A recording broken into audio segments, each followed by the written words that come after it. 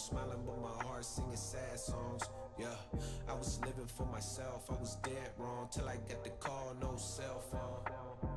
I got tired of walking around with a mask on, smiling, but my heart singing sad songs. Yeah, I was living for myself. I was dead wrong till I get the call, no cell phone. Man, you talking to the real me? Yeah, man, you talking to the real me? Yeah, man, you talking to the real me?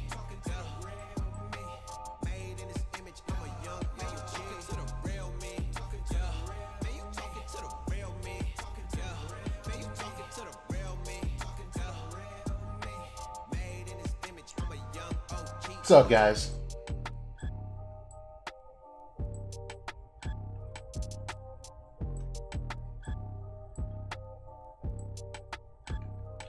How's it going, Bruce? What's up, what's up, Soonjin?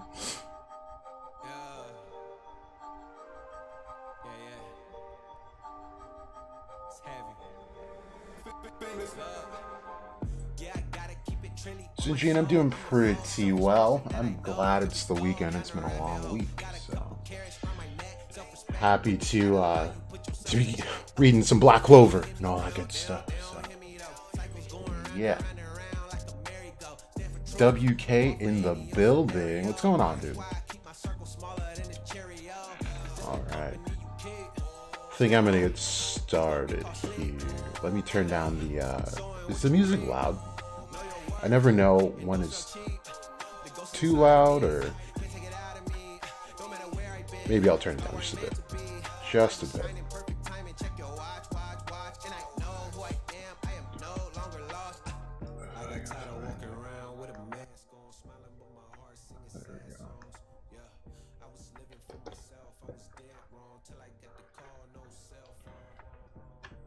Okay.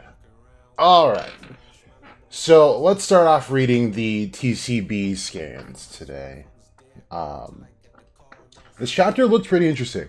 I think I missed a few things going through it the first time, or the only time I looked at it. But we'll go over it together and go piece by piece. Let's see what's going on. So this first panel, Asta's obviously mastering, what's it called, Zeten? His severance skill. So it looks really sloppy here. So it doesn't look like he's using the chopping motion. It looks like he's using his fist, like he's punching this. Which I don't really see anything wrong with it. Unless these are results from him chopping it and then they're just like eroding after that. I'm not sure what all that's about. But yeah, it looks cool. I think he's already much stronger than he was. This application of his skill is going to be really helpful, like super helpful. Imagine if he had something like this against Dante. It would have been a vastly different fight. That may not have. Maybe I'm stretching, but I'm from what I'm seeing at least. Well, you know what? It's not fair because Asta got super strong since that fight for various reasons. So maybe not a fair comparison. But right now, he's definitely low diffing Dante, that's for sure. Asta begun his training in the Land of the Sun. Okay, yeah. So he's got the basics down. So I'm just saying, if that's the basic stuff, I can't imagine what all the advanced stuff is going to look like for Ki. Because that's pretty impressive for what Asta's pulling off. Well, Bruce, glad you made it in. Glad you made it. And message, yeah. The only time I can do like this time is definitely the weekend, so I'll try and be good about that. Anyway, but even so, that's still just the basics with Zeten. The most important thing is to be able to release it exactly when you want to. And we kind of talked about that. That's the exact concept with like Tsunade and Sakura releasing their chakra at the right moment, like right before a hit. They also did that in Rurouni Kenshin. So, like, I'm not saying that, like, oh, Naruto did it first. Like, actually, Rurouni Kenshin kind of did it first. They had, I forgot his name. Was it Batosai? No, that was the evil guy. It was one of Rurouni's, like, allies. he was a martial artist. He used to carry on like a huge sword, but when he had to punch people, what he'd do is like put his knuckles out first. Not his knuckles, but like, what do you call those? Like where your finger bends the first time. Anyway, you put that out first, and just before he hits, he makes it a closed fist, giving him that extra force, and his punches were like insanely strong. So it's just like that. He says, and to find the right openings to make your move, and the fastest way to feel for that is having a real battle with an expert. Give it a go with Ichigo. Okay. So a battle with Captain Yami's little sister. Up until now, she probably hasn't been serious at all, which is a really good deduction. So Asta goes into his Devil Union, or his partial Devil Union. This looks just like he used against Lucius. Yeah, because he's got the marks, but he's not all black or anything like that. No armor. So, but he's got the tail. Interesting. Okay.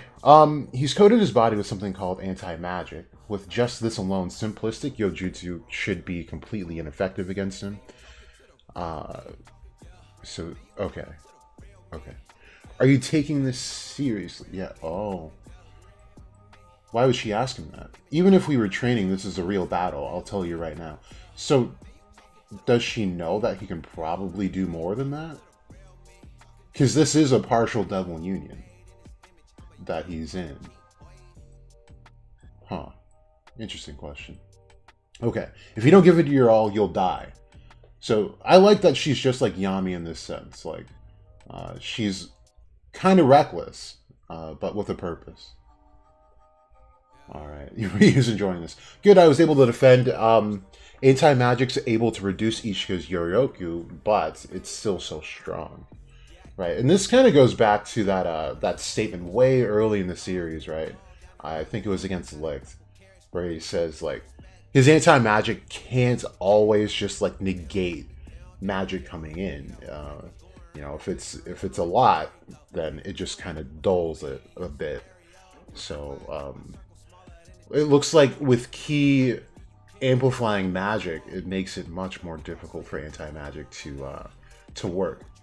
We're going to talk about this panel here in a second. Okay, she dodged it so easily. By its own nature, anti-magic is drawn to erase magic. I don't know. He just seems to know a lot. Like, I know the eye is, like, probably the thing, but, like, I don't know. I don't know. It just seems like he knows almost too much. Add a second. Okay, so Asta's pulling his sword out of his grimoire. Where is his grimoire, though? We don't have any other clear shots of it. Not from what I saw the first time. And I'm assuming this area is it? Is that his grimoire? It looks like part of his kimono. I gotta go back and see what he's wearing. Like, I don't know. It doesn't quite look like a grimoire. And he doesn't have it on him, unless it's, you know, beneath his clothes. But, like, it just doesn't make sense for it to be underneath clothing, right? Because it would have to come out. It's just not efficient. So I don't know what the deal with that is. Because at first I thought he had made an anti-magic sword. But Carlos on Twitter pointed out that this panel here, which I didn't see the first time, he's pulling it out of his grimoire. But they don't show it. Okay, let's just keep reading. So the name Zetten comes from the person who came up with the technique. Legend has it that their Yojutsu was so powerful that when they unleashed it, they could sever the heavens in a single strike. I mean, that's cute and all, but Yami severs dimensions, so that's way more superior. Someone also said, like, I don't know who it was, but before these came out, they were saying that the user of this technique probably had ashen hair like Asta's, thus insinuating that that's probably Asta's dad. And with that information, I would have said, yeah, I totally agree that that is probably the call to Asta's dad, but they don't even mention this person having ashen hair, so I don't know why people brought that up. Just kind of making stuff up. We're just so desperate to find his dad. We're just making things up. Okay. I mean, it could still probably be his dad, but the hair thing, someone pulled that straight out of their ass and put it on Twitter somewhere. Anti-magic sure is strong. It's tough to hit Asta when he's concentrating. Okay, good. But there are times when he lets himself relax. That's what she's aiming for. So it's good. I mean, this is practical martial arts, right? Like, you're really just observing your opponent and finding that opening. Which is, I mean, it sounds like a basic concept, but in this world, we have to remember, like, the mechanics aren't normal, right? As far as fights go. When they're fighting, or let's say when they're training, they're not training to get muscle, right? Muscles are actually considered gross. So everyone's magic is amplified, or everyone's physical ability is just amplified by their own magic. It's pretty lazy in nature, and no one has like specific martial art technique. With the exclusion of people like Yami, I guess, I don't know, I was going to say like putting Dante in there. What he did was really smart, and I mean, it was classical boxing. And I guess to be fair, you'd have to throw Magna in there. I mean, he was ducking and weaving and all that stuff. So, I mean, it's, we haven't had any non-Western martial arts, I would say, outside of Yami's swordsmanship using the art of Iaido, which is like drawing your sword. And I think Ichika uses it in this chapter as well, if I'm not mistaken. So, Lucius is aiming for that too. So he just knows so much about this guy. And just like how he fights and all that stuff. I wonder if that person they were talking about is Lucius instead, and not like Asta's dad. Because remember, the chapter in which he deals that fatal blow to Asta, it's called Severance, right? So I wonder if it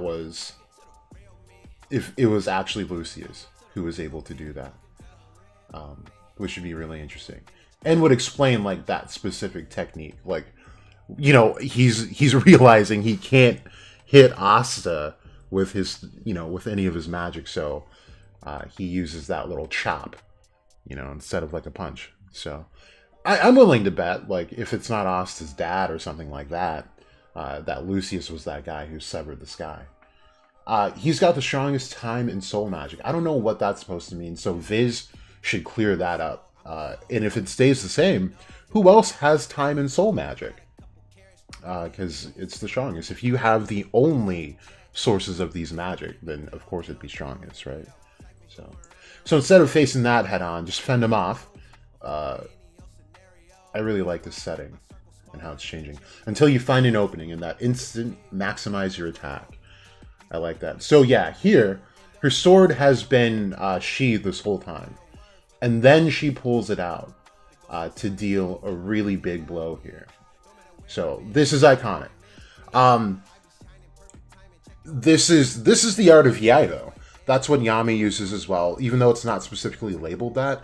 The art of Iaido is to keep your sword in the sheath until the opening is there, and then it's a quick draw technique. So in that, I forgot how they paint it, but within that drawing, your sheath is acting almost like a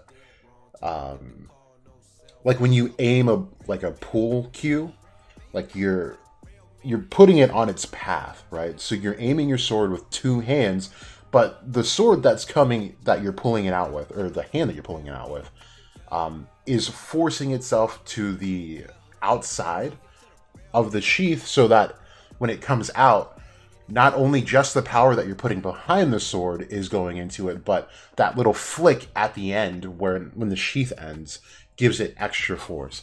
And then you put it back in your sheath for another blow, if there is another blow. But the art of Iaido is to end the battle within one stroke. And so that's what it looked like she did, mixed with Zeten.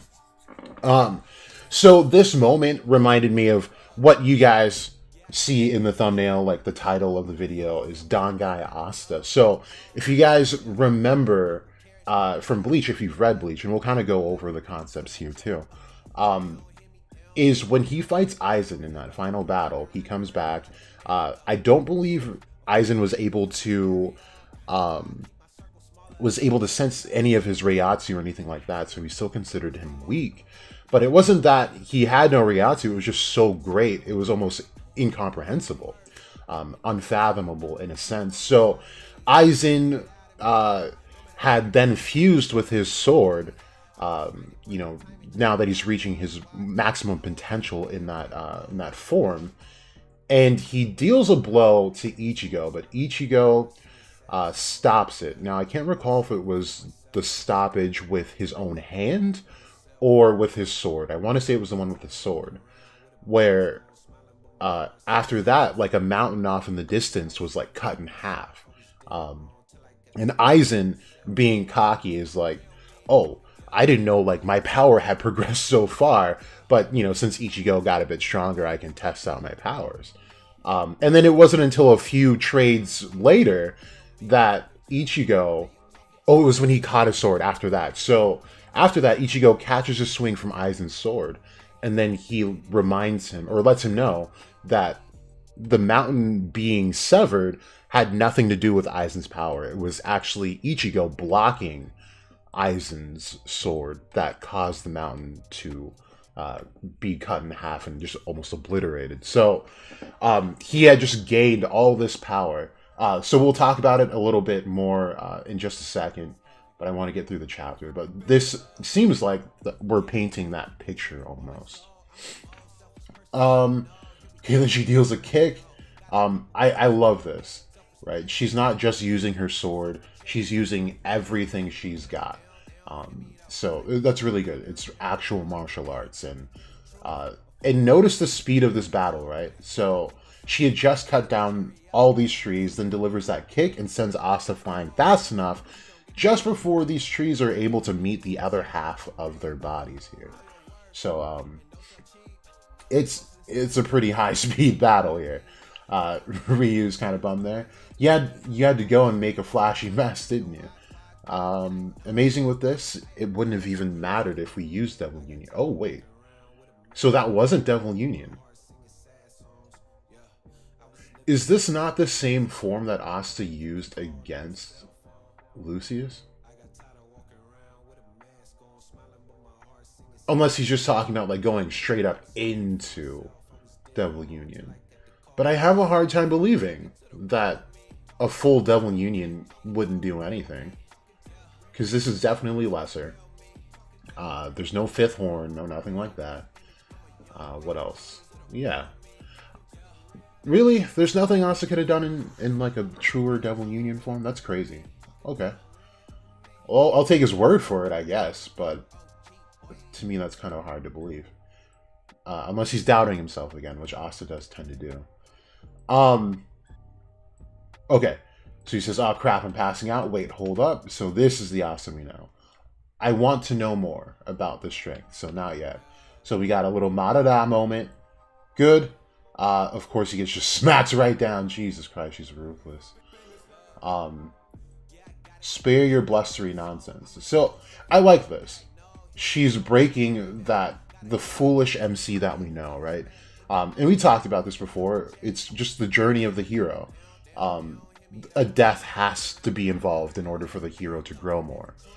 Now, this doesn't have to be a physical death. It can just be a metaphysical one of, killing the person that they were, because obviously it wasn't good enough to survive against their biggest fight. So for Asta, even this, this I gotta keep going thing may not be super realistic. He goes into every fight believing that he would be the underdog, and instead of finishing the fight, in an efficient manner in most cases in his bigger fights, he has to lose it first, in a sense, and then comes back and is able to win it. But I think this is really showcasing why, or how Asta just seems to think that he is the underdog. So this is really interesting. So no Libe in this picture. Yeah, I'm so confused about what's happening. Hey, don't you think he overdid it a bit? This was supposed to be a real battle, so I thought it was appropriate. Besides, he was pissing me off. All right, that is Yami's sister. You're scary, you know that? But come on, how many people can you name that can take a serious hit from you and stay conscious? There's only a few in this country. So either she's a little bit offended and like kind of humbled by that point, or she's realizing that that's a true statement and Asta shouldn't be, you know, uh, considered weak or anything like that. Lucius is still a long way from being defeated, absolutely. He's got lots more to show us, wouldn't you say? Quit laughing. I ain't laughing at all, really. Okay. Alright, pretty short and simple chapter. So I think it's only fair to get into like this whole Dangai thing, which I think is what I've been trying to verbalize, but I didn't remember anything from Bleach at the moment until this sparked my my brain juices. Okay, let me see what you guys are saying before I go into it, though. It's 100% black form, not DU. Okay. Okay.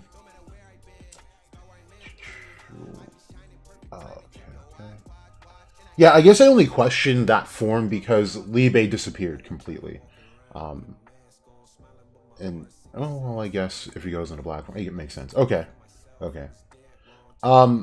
Love how Tabata keeps reminding us that anti-magic isn't invincible. Yeah. I'm glad that he does that, you know? Like, anti-magic came onto the scene, like how could it possibly be beaten? But, obviously, it can, and there are ways around it. So, I do like that. It's forcing Asta out of a comfort zone, which is desperately needed at this point. I don't know why Asta didn't use his fifth horn in the battle with Lucius. So, yeah, it's a good question, and I don't think he's able to do it. You know, we have to remember the circumstances, and I'm only spitballing to see, like, why things aren't happening in certain ways. But remember, Lucifero was the focal point of both Libe and Asta's grief as individual beings and together. Not only did Lucifero, represent the end of everything Asta was trying to protect. This was the ceiling for Libe, right? Not just Nama and Lilith, but Lucifero was the supreme of supremes, right? And he represented everything that Libe hated, which was other devils. And then after that, they killed their shared Lacida. So all of those emotions coming together, and I think Tabata displayed it really well, showing that not only were their thoughts in unison, but their hearts and their spirit were in unison as well, thus creating a more ultimate being that was able to shut down Lucifero in the end. So, given that, if he went Devil Union, not that we've seen him go Devil Union, I guess, since the Lucius battle, I'm not sure if they're able to do it, even if their goals are completely aligned. It was that extra amount of, I don't know, call it the power of friendship if you want to, but that extra oomph came from Lucifero in the Lacida relationship there. Is my explanation for that, at least for now. Helix, I've been good. How you been doing, man? Good to see you. WK would be interesting with Yami implying Julius being good at Key 2. Yeah. I think that would help out that, like, the only other guy who severed, or the best severing person ever was, possibly Lucius, thus giving reason why Julius is said to be able to use Key. And even Yami says that he can't use Key to the ability of Julius. That's still confusing me to this day in that Dante fight. Anyway, let me keep going. Sun Jin Woo, you don't think they confuse it well?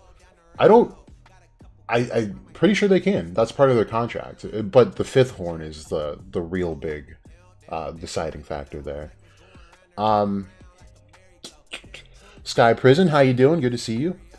Trippy, it's Black Asta, yes. Devil Union has 4 marks on the face. Yes, I know. I've seen Devil Union before. But he has shown lesser forms of his Devil Union.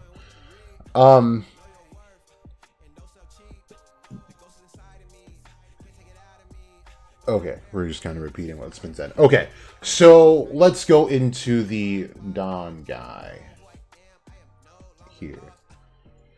So, for those of you that might not have seen Bleach or read Bleach, we'll kind of go through this together. And, there's some stuff I've got to refresh on as well. But remember, in these past streams, I've been talking about how, like, Asta may be, like, dead. And this might be a purgatory or a type of afterlife. And even compared it to Chimochi's theory about how, that eye that Ryu has could be connected to Odin. And Odin is the one who watches over Valhalla. And Valhalla is where warriors go to train and fight together to be able to be released and fend off the events of Ragnarok. So, and with that, I was also saying how time would flow differently there. So, while these 7 days are going to come by really fast, it's just a week, Austin might spend more or less years within this place before even a day passes. And it's not that he might not even grow older, is the thing, but he's not going to know that 7 days have like gone by as I guess slowly in their sense as they have. So the Dangai in Bleach, I'll just start reading here, is known as the Precipice World. It's the corridor-like dimension that connects Soul Society and the human world. Separated from space and time, thus the Dangai floats inside the void known as Garganta. So I really like this part here. It's separated from space and time. And remember, like, we're trying to figure out, like, why Asta would have been intercepted somehow and taken to the Land of the Sun. But if you talk about it this way, remember Sister Lily's spatial magic, or Beelzebub's spatial magic, is really severing the space, like literal space. So that box that she had trapped Noelle, Sakurai, and Mimosa in, they no longer actually exist, right? Think of it as almost like living in a shadow. Like, that part does not exist, and especially when she erases them, it no longer exists. But where does it go? So I'm wondering if Asta wasn't necessarily like intercepted by another spatial mage or anything like that, but if this is just the world that is more or less used, it's going to sound really imperfect as a theory, of course, but as we're getting closer and getting more information, I can only say what I can say, right? But it would make sense if this was the place that, these spatial things end up going to, then we have reason as to why Asta is where he is, which is almost ironic in a sense, because no one has ever thought about, like, oh, when I send things to another, or when I erase things in this dimension, where does it go? Because, again, I stress, and I can't stress it enough, energy doesn't die. Things don't just disappear unless you physically, erase it in real time. And that's just not the nature of spatial magic. The Dangai was originally both a penal colony and a passage to the human world. The Koryu, which is the resting flow or restrictive current. So I really should reread Bleach. Because remember, we were talking about different currents when it comes to the Clipot. There are several different currents, and one of those is the Draconic current, known as Azeroth, the 11-headed dragon. So it's really interesting that they did that. I should reread it. And the Kototsu, which is the resting surge, are remnants of its time as a penal colony. They also act as a means of defense against unwanted intruders. The Dangai is an isolated space which is surrounded by numerous stacked up layers of time's current, resulting in it being a place where the density of time within it to be extremely high when compared to other exterior dimensions. To be precise, it is over 2,000 times denser, meaning that when 1 hour passes in the outside worlds, an equivalent of 2,000 hours has passed inside the Dangai. So that's what I've been trying to get at without referring to Bleach, I guess. That this is how time would be different. So as they're saying here, if time is denser there, then Asta is, in fact, in a sort of hyperbolic time chamber when he can learn all these techniques, and why Ryu isn't concerned necessarily with the amount of time that Asta has to train, because obviously they have almost unlimited amounts of time for Asta to train and get stronger than Lucius. So, but him not relaying that information, I'm not sure why that would be. Maybe it's just a matter of, we need Asta fully here and now and not being too concerned with getting back for now. Who knows? But I think this is a really solid explanation for what's going on and what would make sense for this saga to span over the course of 7 days and not be rushed as well. The Totsu exists to stop anyone from lingering in Dangai and possibly exploiting the time distortion. While the Dangai can be used to journey to and from Soul Society, Shinigami who have Jigokucho do not use the Dangai to travel between Soul Society and the human world. It is only used for that purpose by individuals who do not have... I don't know what Jigokucho is, alright? I can't remember at least. So I'm gonna... I just need to see what it is really quick, and then we'll kind of get back into it. Jigokucho... The bodies of Jigokucho are completely black. Okay. While the wings are purple with the black outline, they guide Shinigami through... Oh, okay. So, it's an actual thing. It's a hell butterfly. Oh, wasn't this in the beginning of Thousand Year Blood War? I haven't even read the series, but I remember that. Okay. Should we read about Koryu? Let's see.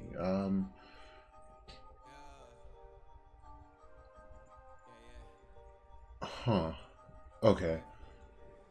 So they're saying that current stops... what? Dude, I hate all the ads that come up on these sites. Okay. I'm sorry, I'm just trying to skim, see if I need to read it. So it says that the current stops souls from moving, and even 1 foot caught by it makes escape almost impossible. It encompasses the walls, capturing anyone who makes contacts with them. While traversing the Dangai, Ishida and Ichigo, attempting to save Uryu, were almost captured by the current. Luckily, only his cape was caught. Okay. So, okay. Just sounds like they kind of eat the passerbys there. Any movement's not really allowed. Okay. I don't think we really need this stuff. Not for now, at least. But yeah, so that's the idea of the Dangai. And I think that's a really cool thing if Tabata is going for that to include in this final saga. And to me, it really is the only way for this to make sense.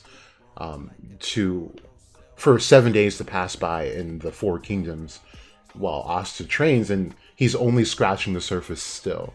And we have to consider, too, Asta more than likely was out for at least a day. Like, look at those injuries that he had. His internal organs were definitely mush. So to be passed out for, I don't know, let's call it like an hour, 2 hours, it doesn't seem realistic to me. We've seen Asta have even lesser damage done to him, and he's been out for a while. So this is the theory I'm rolling with for now. Let's see what you guys think. I wonder if Ichika and Noct partnership will go as hard as Noct and Yami. I don't see why it wouldn't, right? Like, she's still got her, what seems like dark Yoryoku. I really hate that word. Yoryoku. Yorgoku. Okay. Trippy. Can't wait for the Yuno versus Lucy's fight. Yeah. I really want to see what that's going to look like. I hope that Yuno is the one that rolls up on Lucius somehow, instead of Lucius rolling up on Yuno. I'll take it either way, but I think it would be important to not give Lucius that element of surprise anymore. So, really hoping Yuno it shuts him down. Not shuts him down all the way, but, gives him a run for his money. Pack coming up? Probably, though. Absolutely. Byron, Jack, do you think Tabata will shift back to the Clover Kingdom soon, or will we still see Asta? I don't know. I have a really bad track record with, seeing when Tabata will go back to like a certain scene. For me, if I were writing this, I'd probably, Asta is passed out now. What more can Asta do right now? In the moment. There is a healer there, so I guess they could heal him and then teach him like a new application of ki. But Tabata also hasn't really been big on like training arcs, right? So I could see maybe next chapter, going back at least at the end of it to the Four Kingdoms, maybe seeing, something profound obviously happening, whether that be Yuno rolling up on Lucius rolling up on Yuno, or something else. Like maybe we find that there's another traitor out there. I can see it. I just don't know. And if we couple in this Dangai theory with this, Tabata has more than enough room to not go back to the Four Kingdoms for, I would say, like, maybe even like 5 more chapters. I don't know. But yeah, it's a little tricky at the moment. Who is the legend Ichika mentioned? So Kardik, I was saying that people were saying it's Asta's dad. I think it'd be cool and valid for people to think that. I would like to think it could be Lucius, though, because Ryu does have this read on Lucius that seems almost personal at a point. And how the chapter where he deals that blow to Asta is called Severance. So I'm thinking that it could be Lucius that was the guy who split the sky. Now, that could even just be Julius, because, even if people want to say that somewhere in the chapter they said that the guy who did it had ashen hair, then Julius would fit that motif. But it also makes sense for Lucius, given what I put out there. The final message, you want to see more of Lucius? Yeah, you know what? I'm happy with what I've got with Lucius. I'm actually not too worried about getting back to him anytime soon. To be perfectly honest, I am liking Lucius a bit less than I was when he was just introduced to the story.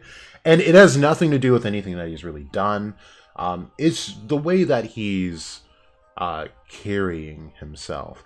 I was really hoping for someone who really wants good, but he does seem like he's just evil, really. So he's done what he needs to do for now. So I'm not super worried about him. Helix, can't wait to see if Hino has united his magic attributes. Yeah, that'll be interesting. And it was WK back when he first got a Star Magic was saying that he could get like a solar wind. So that would be really interesting. I'd love to know what that would look like in this series, and what it can do. Yeah, just really interesting stuff, actually. Helix, I guess Asta could wake up and we are then introduced to the other Ryuzen. Could be. I would like to know how the other Ryuzen would know, like, about Asta right now. Or, so all the citizens saw that there was a foreigner among them, and the Shogun is not in his office or his room or whatever, and Ichigo's also gone with him, so maybe they could be out looking for them, and maybe they can even sense ki applied to this attack here to even track them down and like give them like I sense a bunch of ki fluctuations here, like what's going on. So yeah, maybe they could find them. So yeah, trippy, that whole stellar and solar wind thing that came directly from WK. So if you guys want to talk about that, he shouldn't be in the chat unless he left. Kardik, what I don't like is Libe getting injured again and again, and Asta needs to drop the goody-goody attitude and actually mature. Well, what can Libe do to not get injured? It's really Asta's fault that he's injured, right? It's not Libe so much. So I think in that point we could cut Libe a little bit of slack, but For Asta dropping the goody goody attitude, if you want him to be more like, I guess the term would be edgy, I don't know if he'll completely drop it. I mean, that is part of his identity. Um, and that's just like a personal preference thing, I don't think it's going to have any much to do with his development, but as far as maturity goes, yeah, he'll have to mature to level up. And that just goes in with all those things we were talking about as far as like him learning about the Enso Circle or the Sword of Zen. He's going to have to, crush a bit of his ego before he joins back up with it, to unite his self and the ego. So I guess that's my take on that. So last week I didn't get to show you guys. This is a part of the Chinese philosophy. You can see it's called Wuji. It's a full circle, and it's also equated with the Enso circle of the Japanese philosophy. So its literal meaning is without limit, and it describes infinity, but came to mean the primordial universe prior to the supreme ultimate state of being, which was Taiji, which we'll kind of get into here.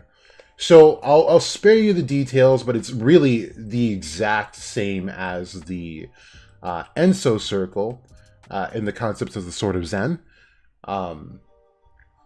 where nothing is everything and everything is nothing. So here is where we get the synchronization of these philosophies between Japanese and I guess the Chinese, we can put with that, and the Kabbalah. And they have what's called the Taijitsu diagram, as you see here. Now, tell me if you guys see what this looks like, because it should look pretty similar to something that we've gone over in the series and on the channel. While you guys give me any answers that you might have, I'll read your chats. I see you guys going off in here.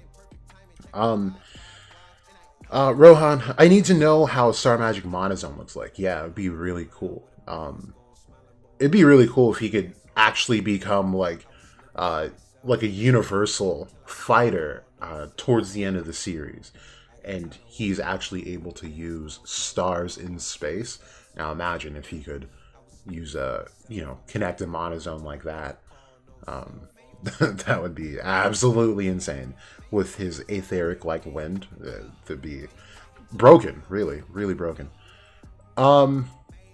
Sleek, that's not Devil Unit, that's Black Form. Okay, you must be really behind on this stream. Helix, gotta wait for Viz, but with how Ryu said Lucius has the highest soul magic means that, right, that's what I was saying before too. You can't say that something is the strongest if it's not, or you could, but that definitely does imply that there is other soul magic and other time magic out there.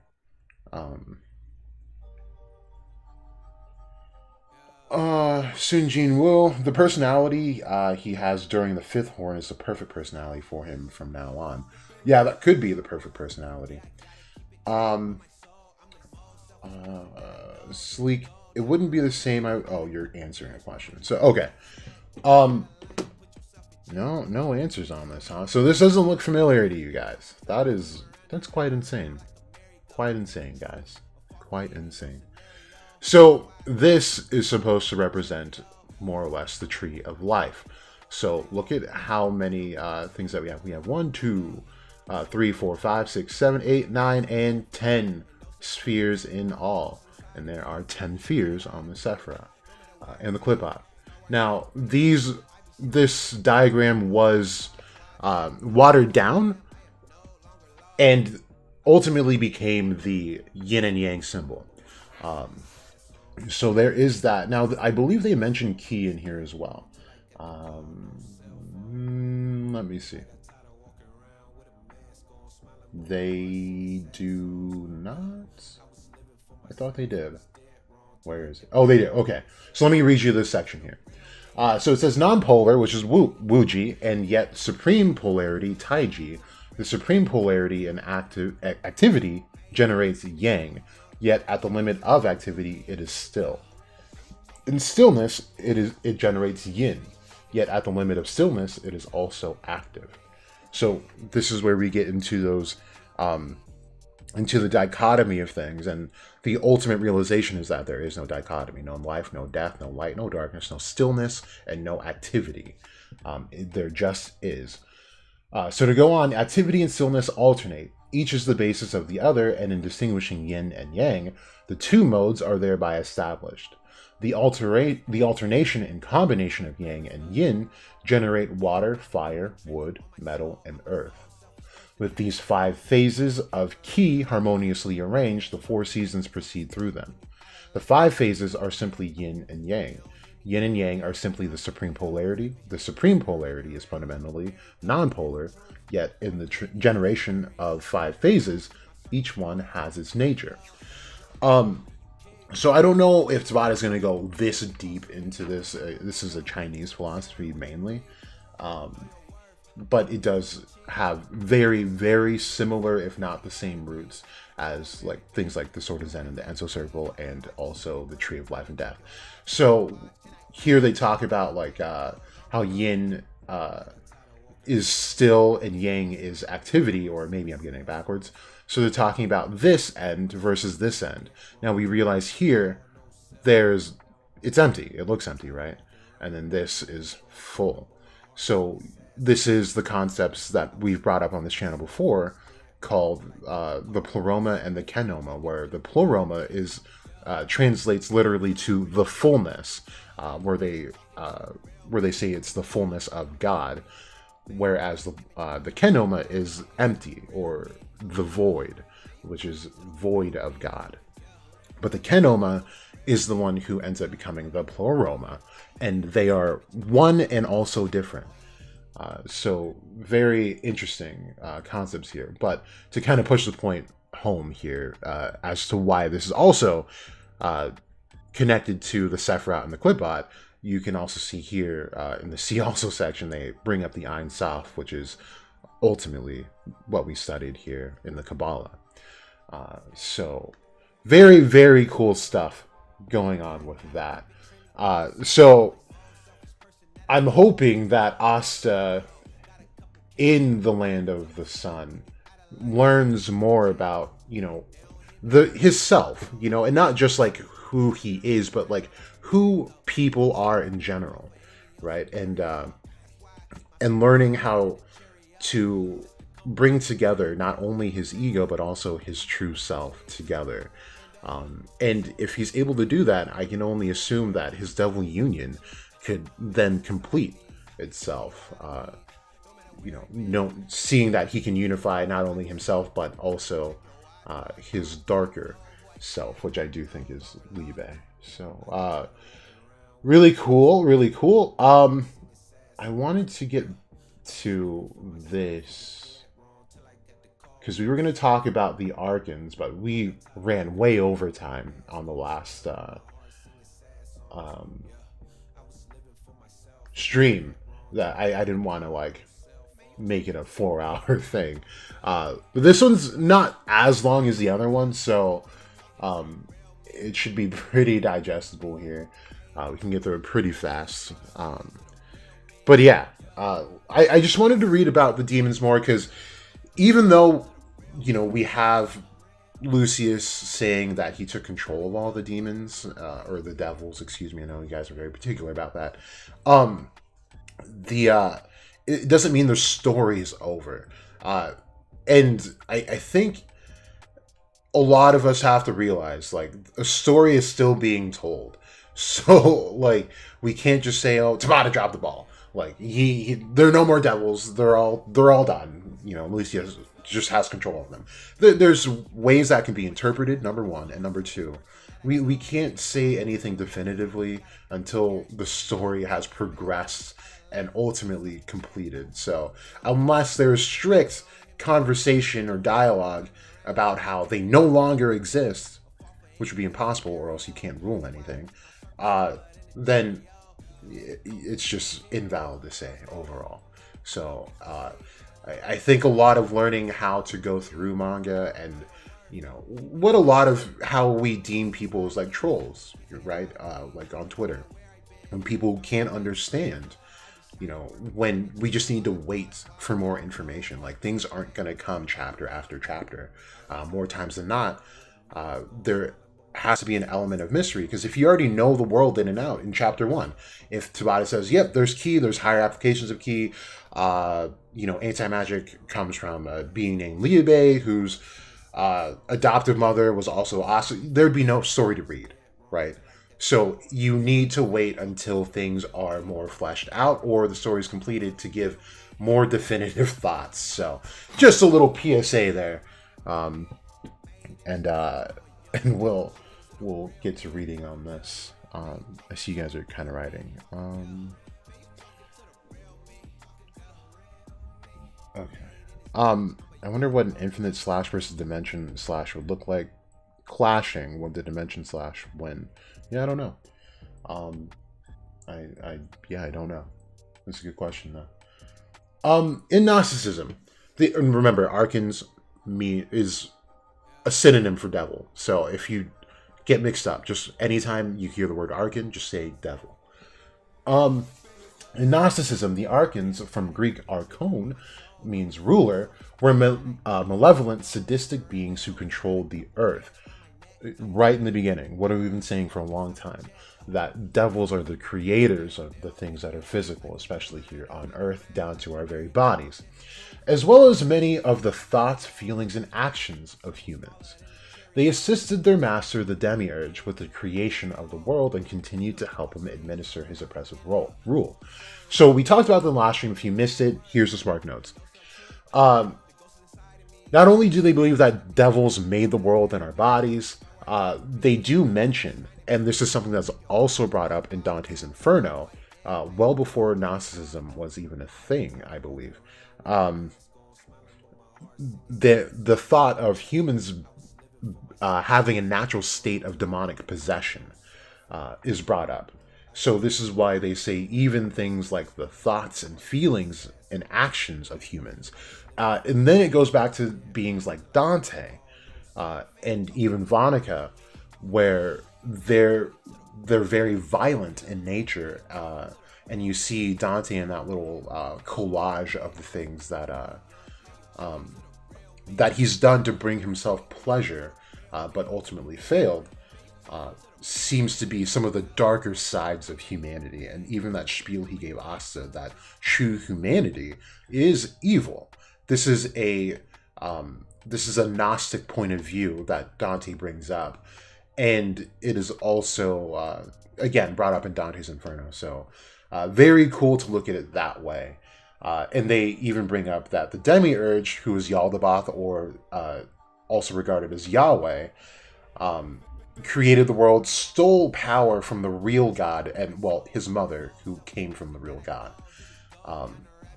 And I don't know if they go into it in this, but they talk about how, how the earth is modeled after the real heaven. So this is something that Yaldabaoth, or Yahweh, wasn't able to see. So they call this creator, the Demiurge, the blind god, which also translates to Samael.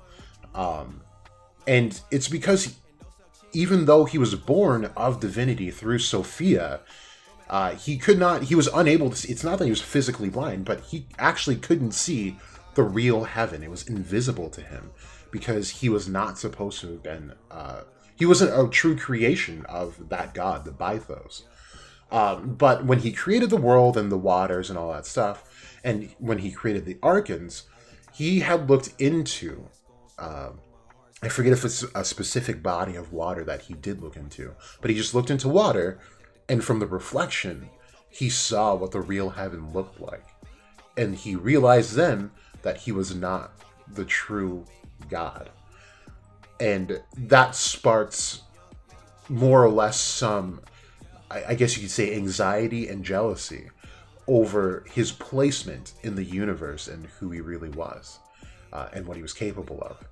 So, this leads into this downward spiral of a character arc of this creator god, who now is most interested in trapping souls within this false universe, this false heaven, so that he may maintain the power. However, the way out of it is for people to gain gnosis, to transcend him and all the other archons, to go back to the creator, the true creator. So let's keep going. According to a Gnostic text called The Reality of the Rulers, the archons have bodies that are both male and female, that they're androgynous in nature, and faces that are the faces of beasts. They're Therian tropic, which is pretty much almost any being when you're talking about heaven and hell, minus maybe a couple, Astaroth being one of those. Thus, they're not truly male or female, nor human or animal. The ancients found this kind of boundary crossing to be deeply threatening, and this description of the archons implied that they were forces of chaos so mixed up as to be the farthest that a created being could be from God. So this actually ends up being one of the most untrue things here, right? And it's just because through the watering down of the texts of Christianity and Catholicism that we get these angelic beings that look like humans, and they just have wings and halos and bear swords, and the Word of God. However, angels are theriantropic as well. They are not beautiful beings. That's why in the beginning of almost any text where an angel comes down to meet a human or a group of humans, they say, "Fear not, for like I have the Word of God," or something like that. But they always have to reassure the human to not fear them or God, and it's because they look fucking scary. So the Reality of the Rulers presents the archons as bumbling, conceited oafs, and this is something that I've used directly in not only videos but also threads, and perfectly describes the devils that we've had, with the exception of Adremelech, and I would even say Beelzebub. And look at their hair; it's different. So there's something happening with hair, absolutely. But they're just bumbling and conceited oafs, out to do nothing for the betterment of a particular population except for themselves. They issue sanctimonious commands that they themselves don't understand. Huff and puff like storm winds into the inanimate Adam's face in a failed attempt to bring him to life. So here they're talking about the creation of man and how they were able to bring Adam, like his body, they were able to create it, but they could not instill him with actual life. Now that's something that only the Bythos, the real God, can bestow on the vessel, and that's the only thing that the devil does not own, which is why you get those sayings like the devil does not have ownership of the soul, and it's true. So there's also a moment they think they're raping Eve when they're really raping an empty image of her. Again, she has no life. And have to call out to Adam and Eve to find them after Adam and Eve have hidden from them. So this is a really hard concept to really detail, because remember, there are multiple Adams and Eves, like there are multiple Gardens of Edens. They all started out in heaven when Lucifer fell. Part of his fall included the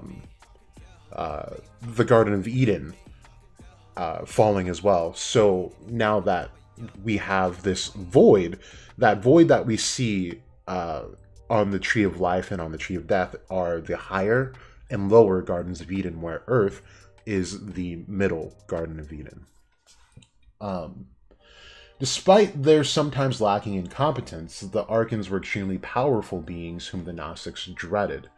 The Reality of the Rulers quotes Ephesians 6:12, "Our contest is not against flesh and blood, rather the authorities of the world and spiritual hosts of wickedness," to make the point that the archons were what stood between humankind and salvation, rather true salvation. It was they whom Christ had been sent to earth to overcome. In the ancient world, the self wasn't seen as being as autonomous as we today think of it as being. It was a playing field where various forces intermingled and battled, ultimately giving rise to our thoughts and actions. For the Gnostics, the archons were among the most powerful and ubiquitous of these forces. They were the ones who were ultimately responsible for all the evil thoughts and actions of humankind. So with that, I really like the idea of how, like, they do say in the series that devils are birthed from human misdeeds, as well as demons being the miracle born of human hatred and evil, or whatever Xenon said. But to also give back, so it's more of I hope I'm getting this right, symbiotic relationship where there's not only a give and only a take, it's a give and take from both sides. So while misdeeds of humans can create a devil itself can create more misdeeds, as we see with like Zagred's influence behind the whole elf massacre. Is super important to also realize. I see a few comments, so I'll pause really quick to read them. Shelly, maybe Arkans are like moths because the butterflies are references as angels? Well, Arkans are devils. It's just a different word for devils that they use. It stems from Greece. Helix, if you had to say, where do you think each Black Bull group will go looking for Asta? Because I'm assuming each group of 2 will take a different location. That's a good question. I hadn't really thought about it. I don't know. I'd assume they would start. You know what? It would actually be really interesting. Let's get into this a little bit. So I assume they would have to start at the place of his death, right? I don't know. I don't think any other group, like if they split up in that way, is going to be really effective. As far as getting some type of clue as to where Asta is. But I think the only group, if they split up, would be Noct and Finral. Reason being, I wonder if Finral, if he goes to that site, can sense spatial disruption. Because, I mean, it's a pretty hefty spell to use. So I'm wondering if, like, I want to know how I can word this so you guys can get... If you guys have seen Jumper, they teleport. And when they teleport, they leave this little portal open and it's just open for like a fraction of a second. And they have oh my goodness, why did I forget they had paladins in there too? Okay, wait. We gotta look at this. So Jumper paladins. Oh, I wonder how many paladins there were. What if there were 12? And Samuel L. Jackson's one of them. This is a super cool movie, by the way, guys, so if you haven't watched it. This is like my 5th time referencing this, but I never remembered that they had paladins. That's so cool. Okay. Yeah, they were religious, I believe, too. Let's see, they justify the discriminatory actions to the Jumpers, they mean. So these guys, the paladins hunted Jumpers, and I think they call them like abominations of God, which is insane because they were really powerful. Anyway, they justify the discriminatory actions by claiming only God should have the power to be at all places at all times. Okay, so yeah, it was almost out of jealousy, it seems like, but they were trying to correct the world.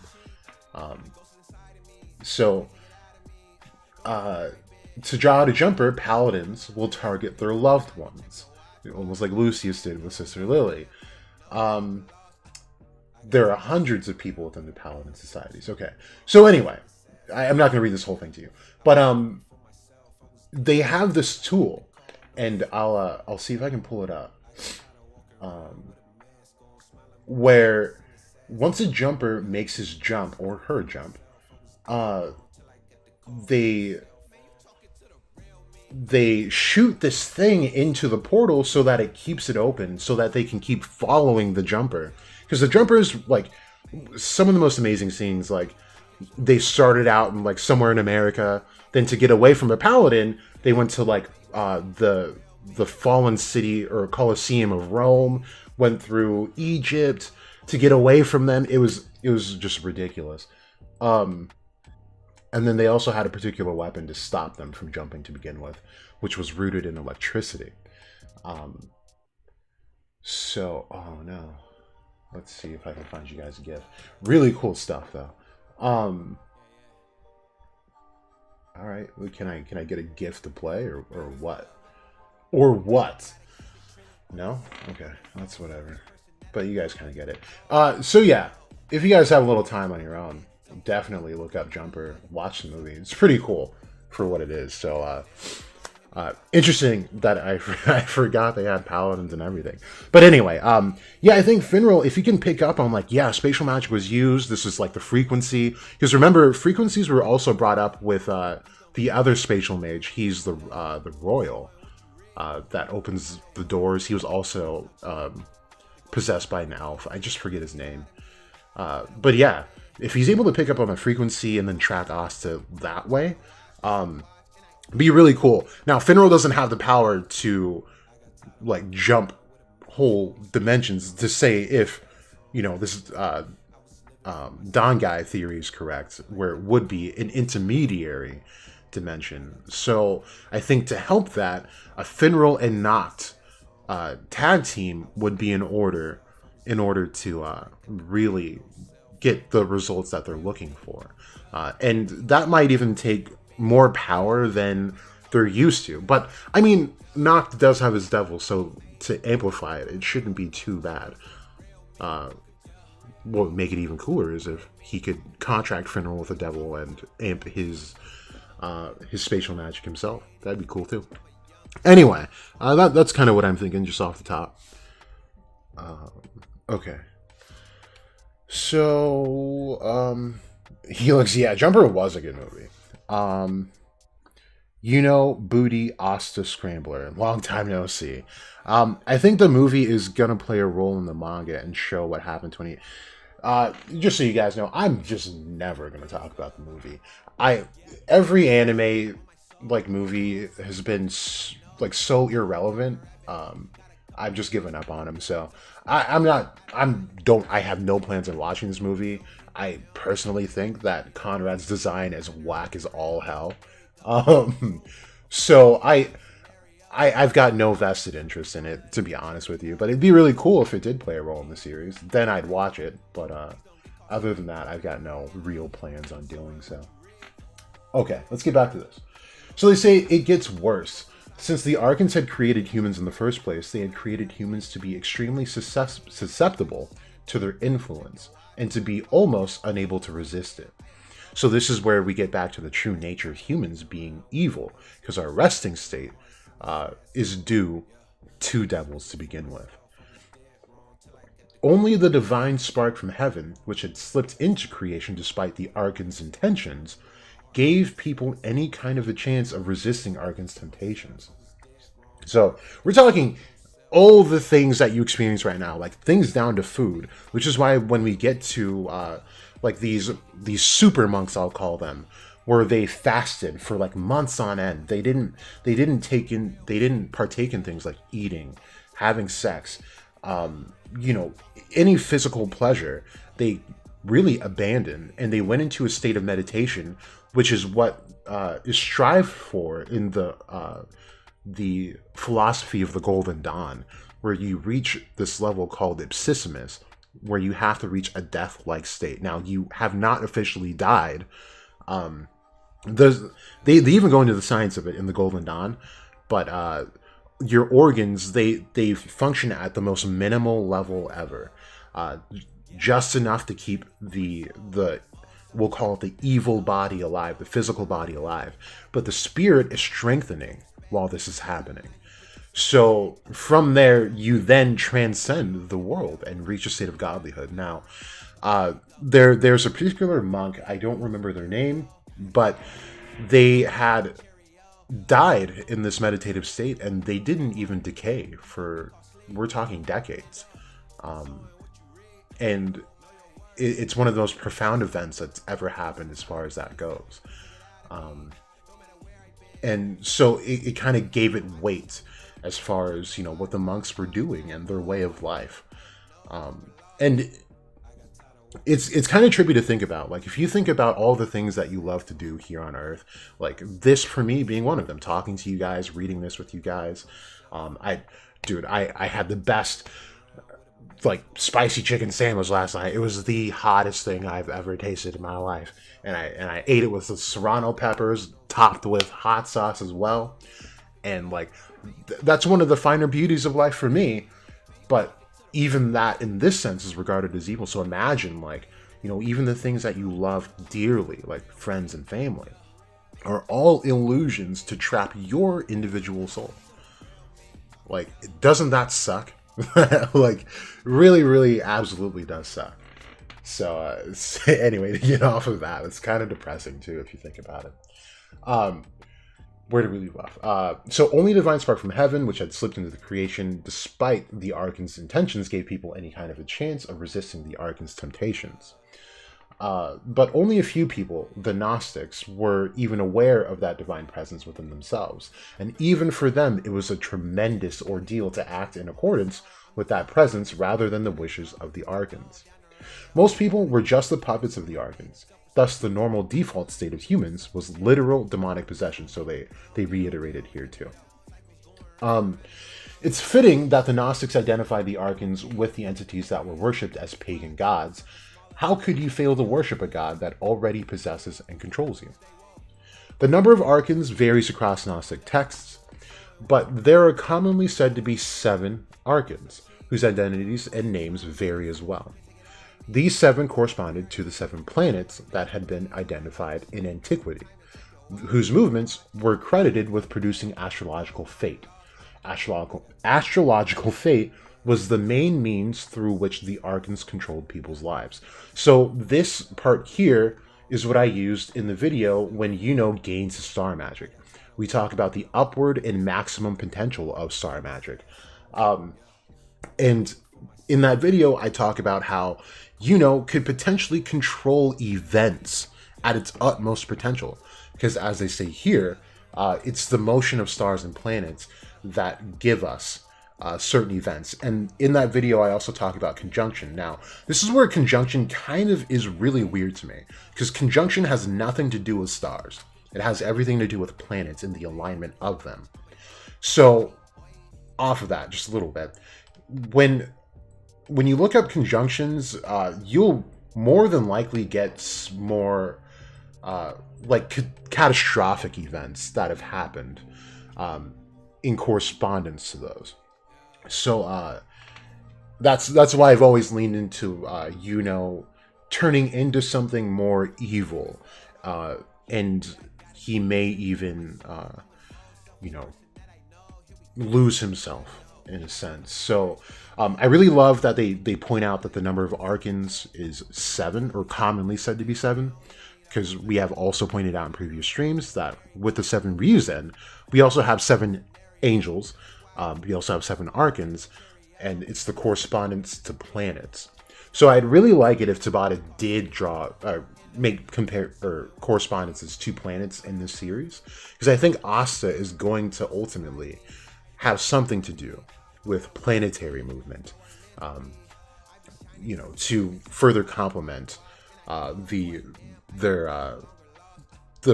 protagonist trio's attributes, where has the motion of the stars as well as this etheric like wind to cover the earth, and then Noel has water, which is the perfect medium, and they use it as to describe chaos in a sense, where things are birthed and also destroyed. It's called the void, and so it's the perfect medium where things can exist. And just outer space is generally referred to as more watery in substance, even though it's not. And then we have Asta. If you were to gain, we talked about in the last stream, I think, this Earth spirit. Earth is not strictly like this Earth, right? It would be anything that is a planetary body, has dirt, right? So, to control the movements of planets and even the planet that he's on would be really, really cool. And I'm only thinking endgame stuff. I'm really bad at the in-between things. Like, the short-term predictions are awful for me. Very short-term. But the big picture, usually, I have on point here. Let's see what you guys are saying, and I'll keep going after. Okay. Zora and Charmy, I feel, are going to the Diamond Kingdom. That would be cool. Yeah, for Charmy especially, right? I see what you're saying. Yeah, that'd be really cool if they actually span out across the nations.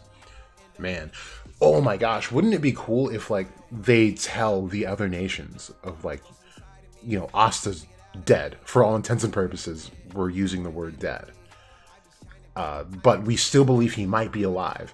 What if like they all like this is what draws everyone together? Like, it's the singular boy is Asta. He made friends with Mars and ultimately saved the Diamond Kingdom. Like Asta's efforts. And the reason why the Diamond Kingdom is ultimately free. The Spade Kingdom, also having would have the most say at this point as well with CL. And Asta was the one who saved the Spade Kingdom as well. I mean, this kid has saved the entire 4 continents at this point.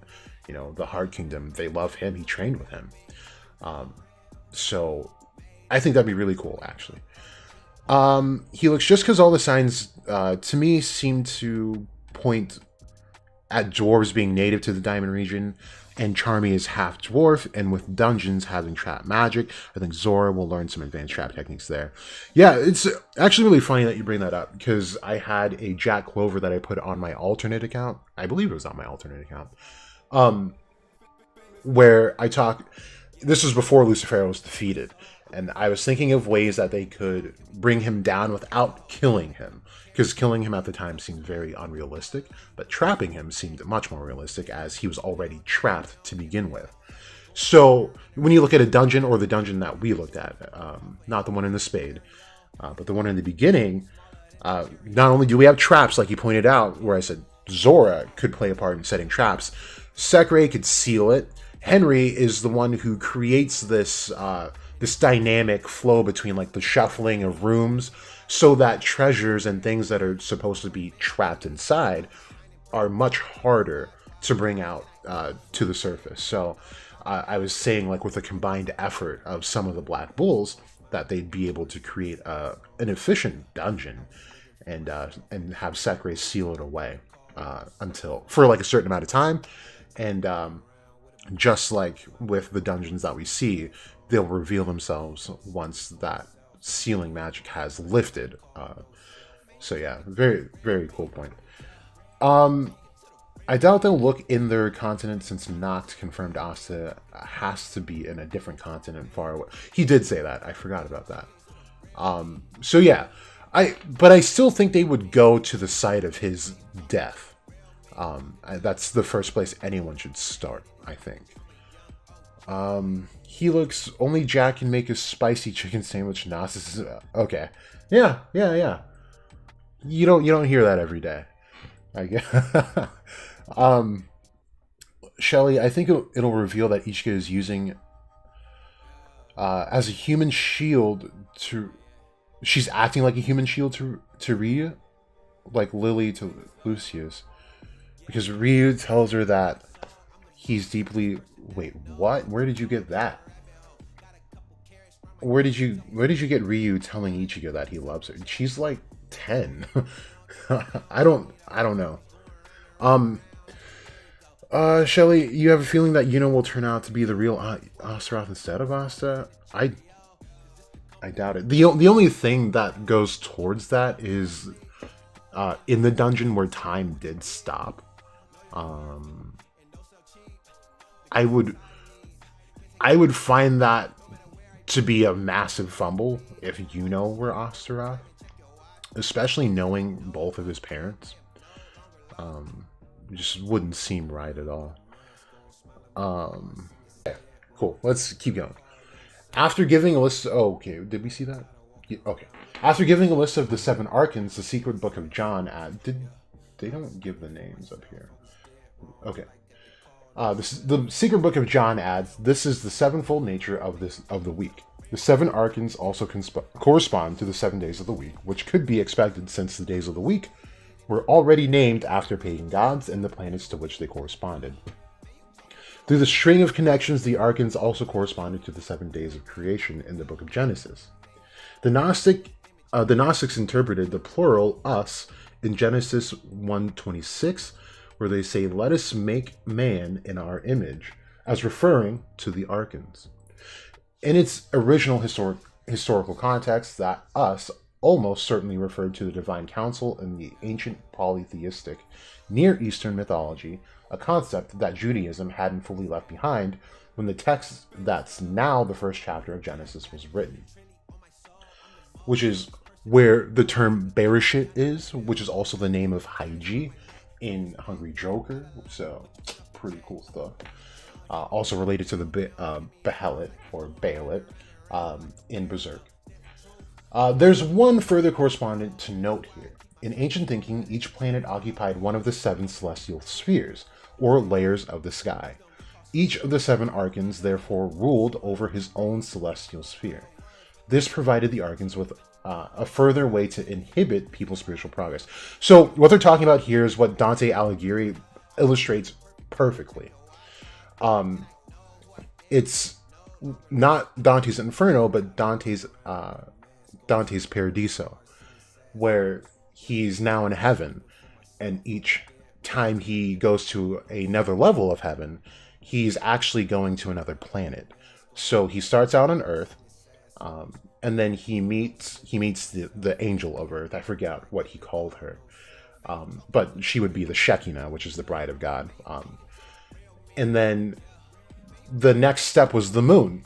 Now, it was really cool because I don't think Dante Alighieri, number one, knew Gnosticism, and number two, I don't think he was really into like the Jewish faith at all either. So to apply these ideas within that story was really profound, especially at the time, because in the next step on the Tree of Life, above Malkut, is the sphere Yesod, which is the sphere of the moon. So that's exactly where he met the next angel. And for Black Clover, that's where Reeve was, Dorothy's elf. But very cool, very cool. For the Gnostics, when someone tried to gain salvation, which they called Gnosis, and characterized as mystical insight rather than intellectual belief or moral action, his or her spirit ascended up through the celestial spheres towards heaven. The spirit of the Gnostic made his journey both during the Gnostic's life in moments of ecstatic enlightenment and after death to reach its final resting place. But as the spirit ascended to each sphere, the archon who presided over that sphere would detain the spirit and ask it a series of questions. If the spirit didn't know how to answer those questions properly, if its gnosis wasn't yet fully realized, then the archon would be able to prevent it from ascending any higher. It would be trapped by the archons and still subject to their tyranny. So this is when that soul would get kicked back into the reincarnation cycle of the universe. Thus, that soul having to repeat this journey all over again from birth. And there's no guarantee that they would gain Gnosis, just because they gained Gnosis in a previous life. So that's a really crazy thought to think about. You guys are writing paragraphs in here. Okay. Shelley, you noticed in the very first chapter that Yuno's behavior seems odd when he was encouraging Asta when Asta got his grimoire. Why is it odd? He was like depressed that he didn't get a grimoire at all. And he went back to the tower and stared at it, like at the front door, out of pure disbelief that Asta didn't have a grimoire. So when he sees his buddy not only losing a battle, but then losing a battle to himself inside, it's at that moment, like, I think almost anyone would be ecstatic that their best friend is not only able to achieve a grimoire, but also get them out of harm's way. So I don't think it was odd at all. But the one thing I could point out there is that Yuno's magic stone more or less was the reason why Asta got his grimoire, because right before Asta gains his grimoire, they show Yuno's pendant, and that's probably not a mistake. So, or not just a coincidence. It's not an arbitrary thing that Tabata threw in there. So it was most likely due to Yuno's pendant somehow interacting with Asta and that grimoire. But yeah, I don't think it was anything weird, like nefarious or anything like that. Helix, Black Bulls as recruits. The Black Bulls as recruits an army as they search for Asta would be sick. Yeah, that would be kind of cool. But they don't know if the army is gonna, like, right? They do kind of know what they're up against, yes, but yeah, I don't know. Do they need an army? I mean, like an army, like an intercontinental army would be super cool. Yeah. Shelley, that's very interesting. I wonder Angelium was inspired by Dante's Inferno. I don't know what Angelium is. What if the founder of Zetan was just Jack the Ripper? Oh my goodness. I would... I don't know how I'd feel about it. I would die. I love Jack, but I don't think he's gonna have that crazy of a role in the story. That's funny though. Okay, the precedents for Gnosticism's archons in Christianity. Okay, so as bizarre and unchristian as Gnosticism's archons may seem, the concept probably came from the Gnostics' good faith interpretation of the scriptures and mythical traditions they shared with other Christians of the late 1st and early 2nd centuries after death. This process seems to be encapsulated in the first paragraph of The Reality of the Rulers.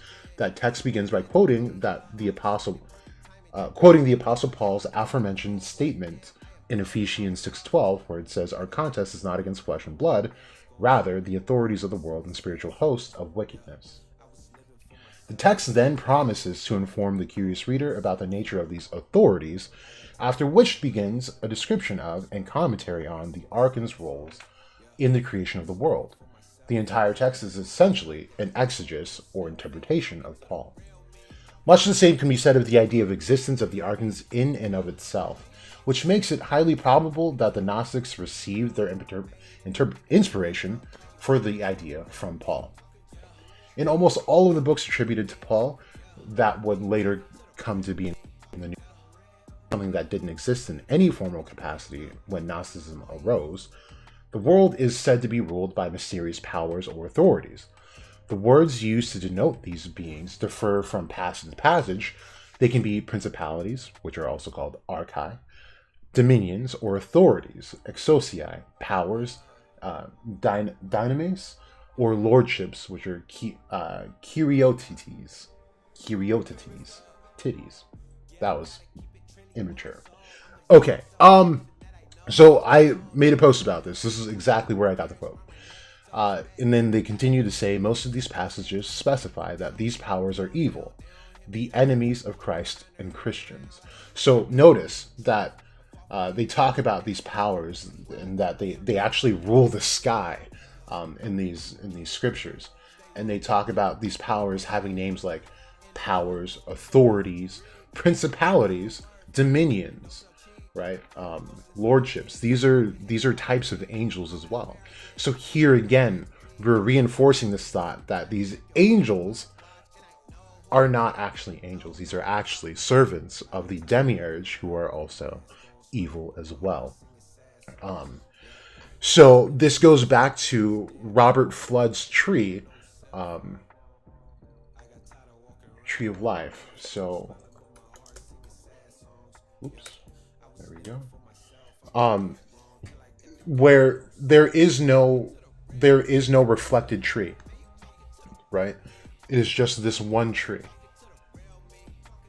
And this seems to depict that there is no heaven and hell.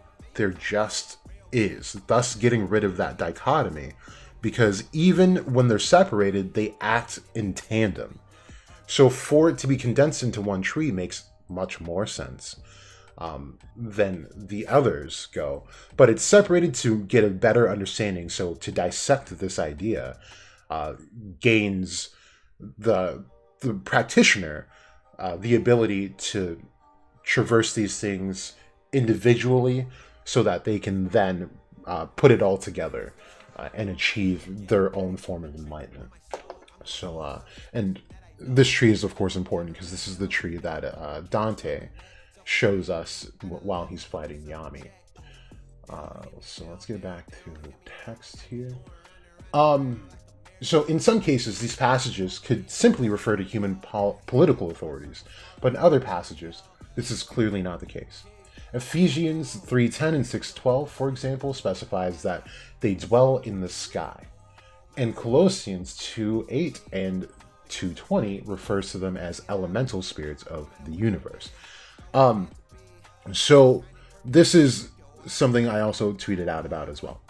So this goes back to the ideas that we talked about that stem from what's called the Halls of Amenti, that go back to ancient Egypt, where they not only talk about how the archons or demons created the bodies and the entire universe, but they also talk about these deities and elemental matters, right? And so we're not talking just the classical elements of fire, water, earth, and whatever I'm missing, wind, right? They're talking about these things that the universe can't live without. So we have things to top onto this, like gravity, space, time, and we have these devils that we've seen, Lilith and Nama, fire and ice. These in Greek mythology created the universe. And then we have the space, time, gravity. Like we said, darkness is also an element of this universe. Again, it's not classical, but it is an element that the universe needs in order for it to operate as it does. I forgot what I was going to say on that. Oh, Beelzebub is the spirit of the earth as well, or an earthly spirit, which is really,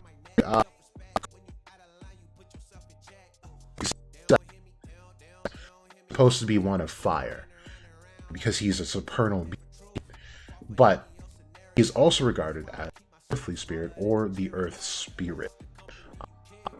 And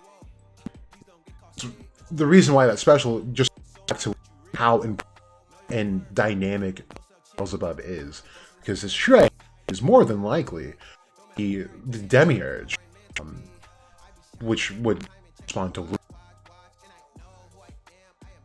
And this is not how Black Clover like that, but in these, just a thought process to think about, is described exactly, and they a lot, but they're not different at all.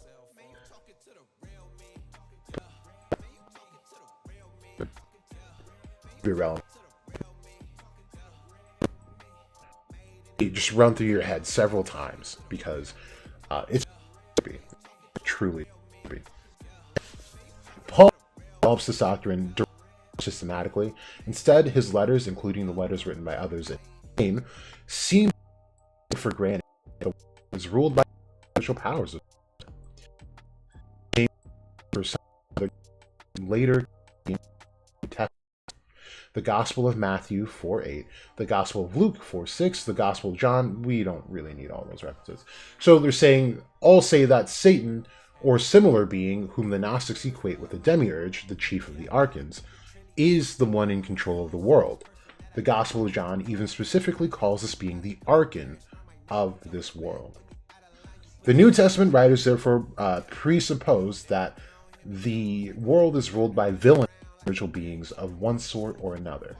This has long been recognized by scholars of the New Testament, usually related back to the spiritual beings earth.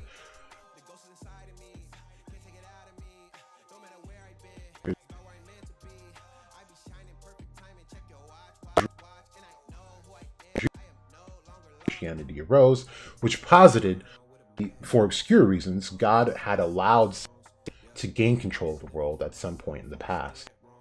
This is really cool. So to put it in like Black Clover-ish terms, so remember, the line that I'm for Tabata to come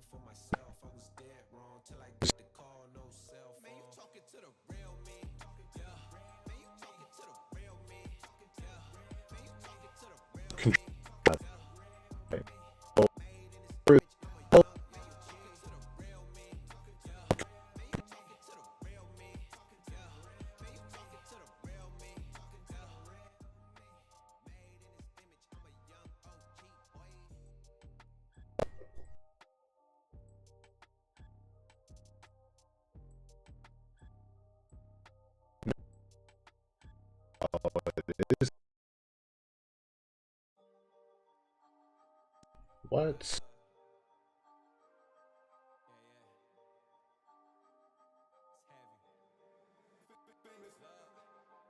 Yeah, I gotta keep it trendy on my soul. I'm the most selfish person that I know. Here we go down the rabbit hole. Got a couple carrots round my neck. Self-respect. When you out of line, you put yourself in check.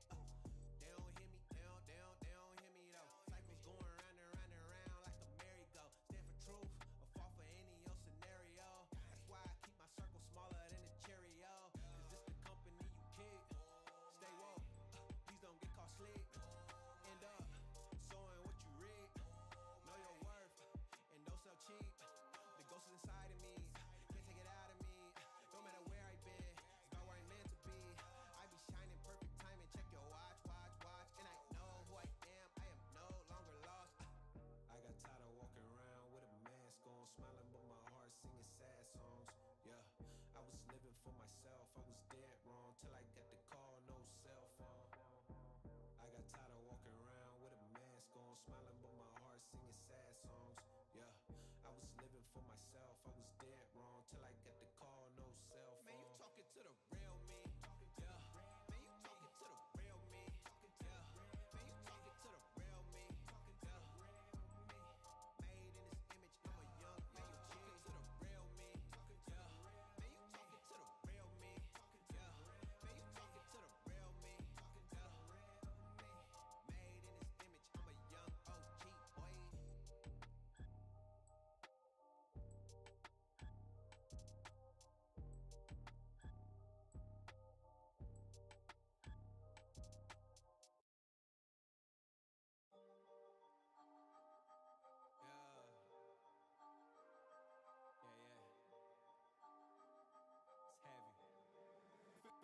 Look. Yeah, I gotta keep it trendy on my soul. I'm the most selfish person that I know. Here we go down the rabbit hole. Got a couple carrots round my neck. Self-respect. When you out of line, you put yourself in check. They don't hear me. They don't hear me though. Cycles going round and round and round like a merry-go. Stand for truth or fall for any old scenario. That's why I keep my circle smaller than a Cheerio. Cause it's the company you keep.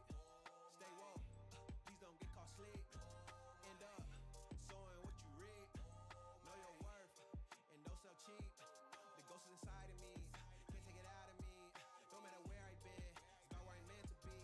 I be shining perfect time and check your watch, watch, watch. And I know who I am no longer lost. I got tired of walking around with a mask on, smiling but my heart singing sad songs. Yeah, I was living for myself, I was dead wrong till I got the call, no cell phone. I got tired of walking around with a mask on, smiling but my heart singing sad songs. Yeah, I was living for myself, I was dead wrong till I got the call, no cell phone. Man, you talking to the real me. Yeah, man, Okay. you talking to the real me. Yeah, man, you talking to the real me. Yeah, made in this image, I'm a young man. You talking to the real me. Yeah, man, you talking to the real me. Yeah, man, you talking to the real me. Yeah, made in this image, I'm a young OG boy. Yeah, yeah, it's heavy. Look.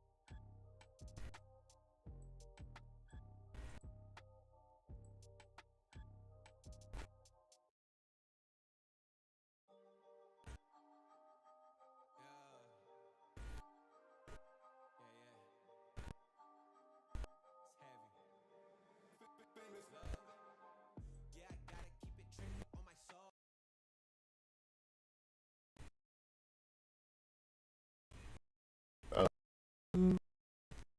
Quite sure what's going on.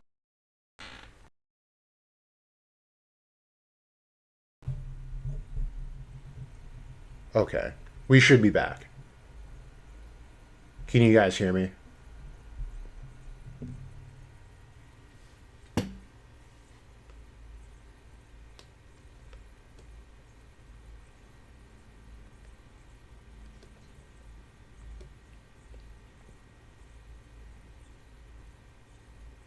Okay. It seems like it should be back. Damn, dude. That was wildness.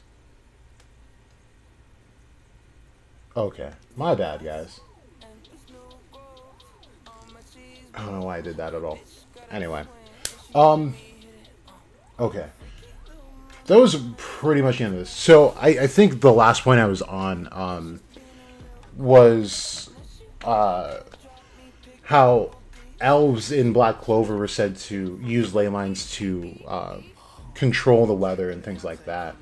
And they have a very particular relationship with devils already, it seems. So, them being able to go into this dark elf state kind of shows me that, these lines like that where, Archons rule the world and the resting state of just being is demonic.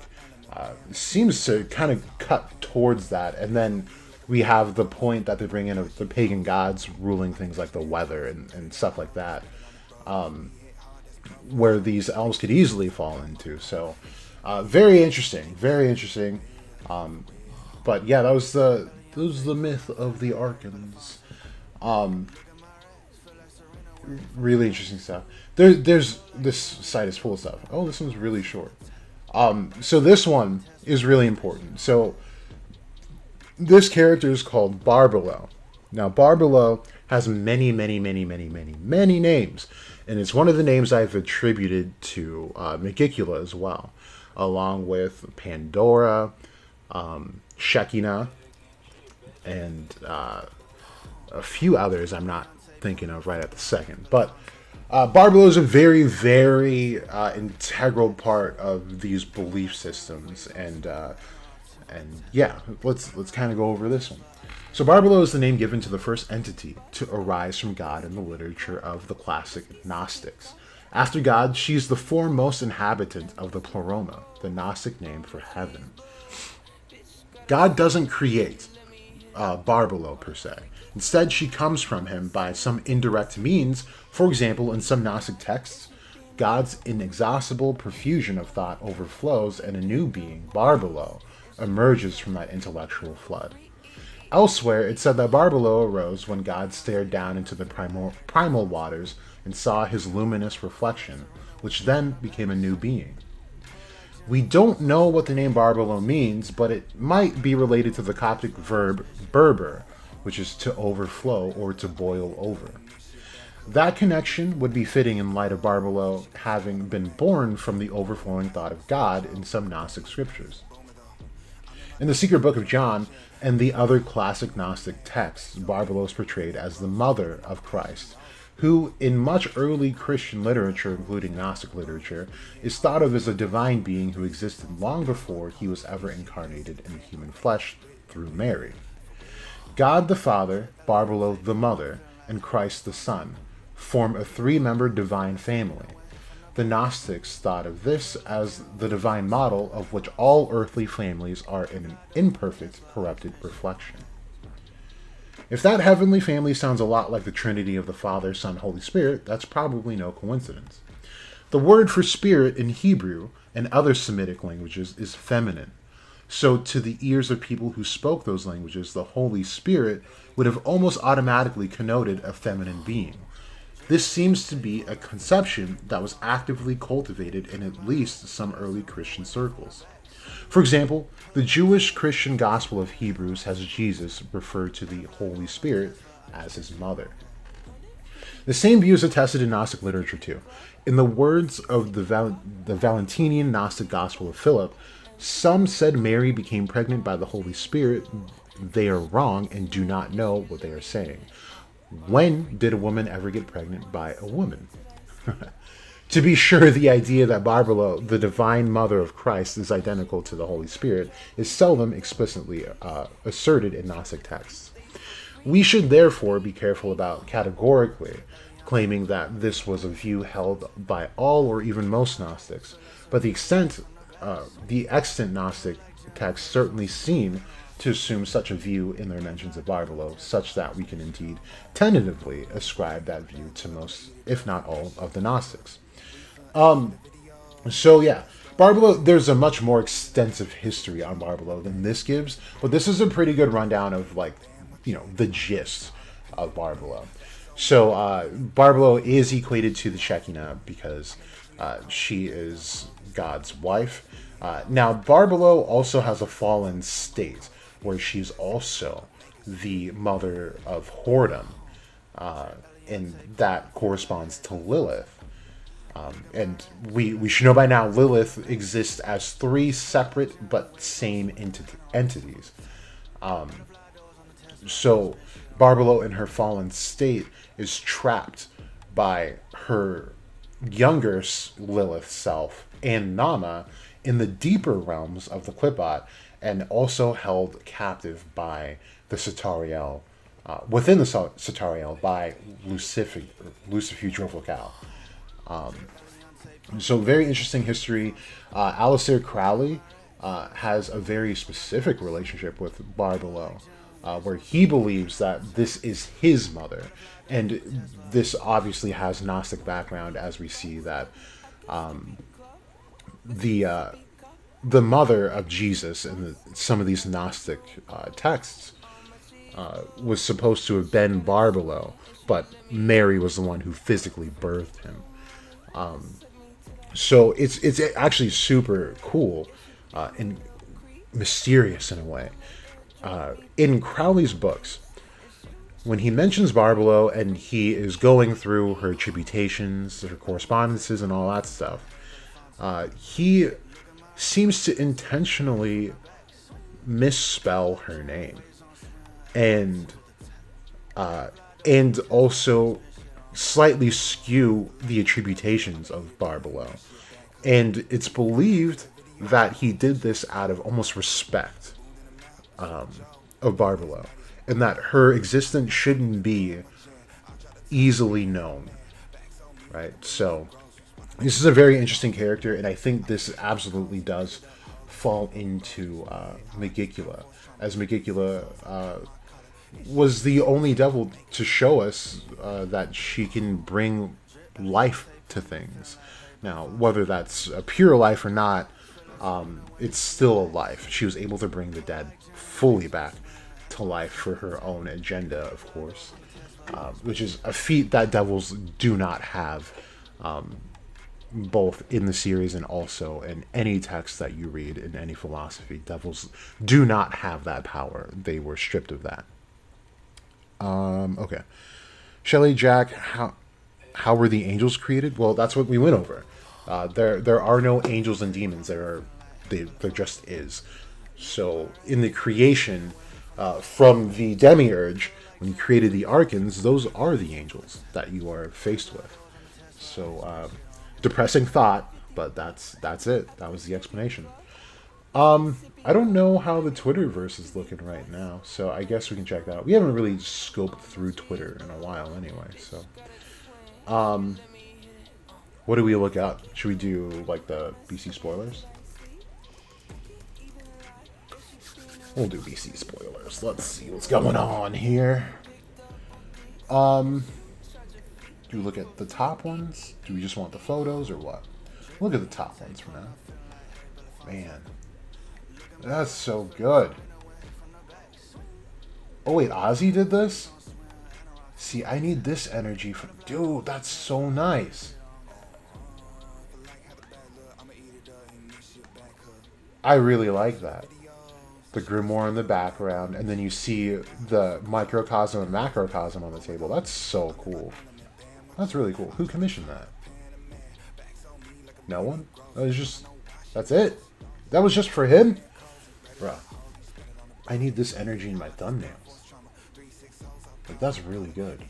Holy shit. Okay. Oh, it's just gonna be riddled with, like, pictures and fan arts again. I hate... This is the specific time in, like... you know, the BC spoiler stuff where I just hate it. This is just riddled with art. Okay, let's see. So this one says, there's life within a soul, and Zetan requires using life force. That doesn't seem accurate. It doesn't use life force. I think that's too big of a statement to make. In Mana and Anti-Magic, if Lucius can sense life within a soul, then it'd explain why he attempted to transform Asta's soul. Asta using Zetan may have pros and cons because Lucius may be able to sense life within.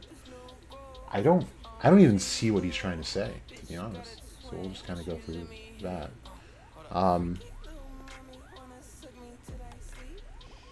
So there's that. Shelly, so that's the thing you have to understand. There is no creation of specifically Michael, Gabriel, Raphael, Uriel, and all that. In that, what I just read you is their creation. The thing is that names change over time. So that's the whole point of all those Beelzebub videos, saying that Beelzebub's also known as the horned deity, Kernanos, Odin, Zeus, Thor, Satan, Lucifer, all these different names, because throughout time people interpret them differently. So that is, it may not be the answer you're looking for, but that is the answer for this. That's them. Sucks, but yeah, that's all it is. Okay. So SG Sammy, isn't this guy a YouTuber? Pretty sure he is, right? Am I just wilding out?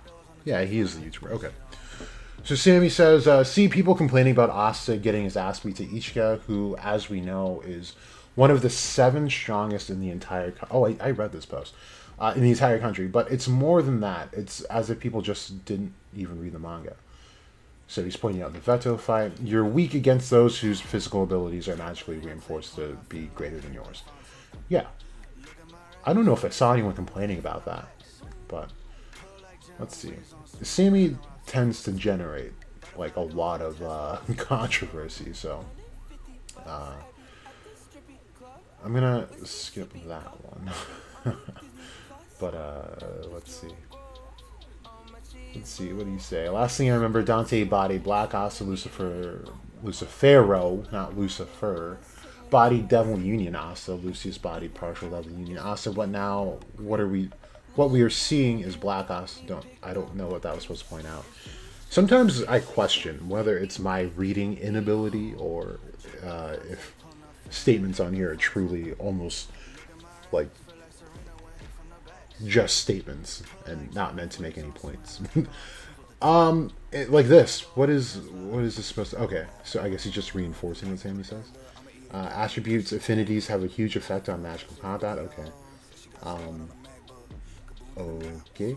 This has nothing to do with what Sammy was saying, though. This is what Twitter does. You say something and then they just kind of like try to reinterpret it, but it's like incorrect. This has nothing to do with what Sammy was saying originally. He's talking about actual magic matchups. So I don't know what that was about. Helix Jack the Ripper also being a commoner captain and having insane magic is a standout for him. Maybe being the traitor within the Magic Knights for Lucius. Has a statement been made on Jack's magic as far as like how much of it he has? Because I don't think it ever has been, not that I recall at least. And like to me, it seems that his magic is pretty conservative in nature as it is, because he's only using the blades that he puts out, and then they sharpen themselves from there.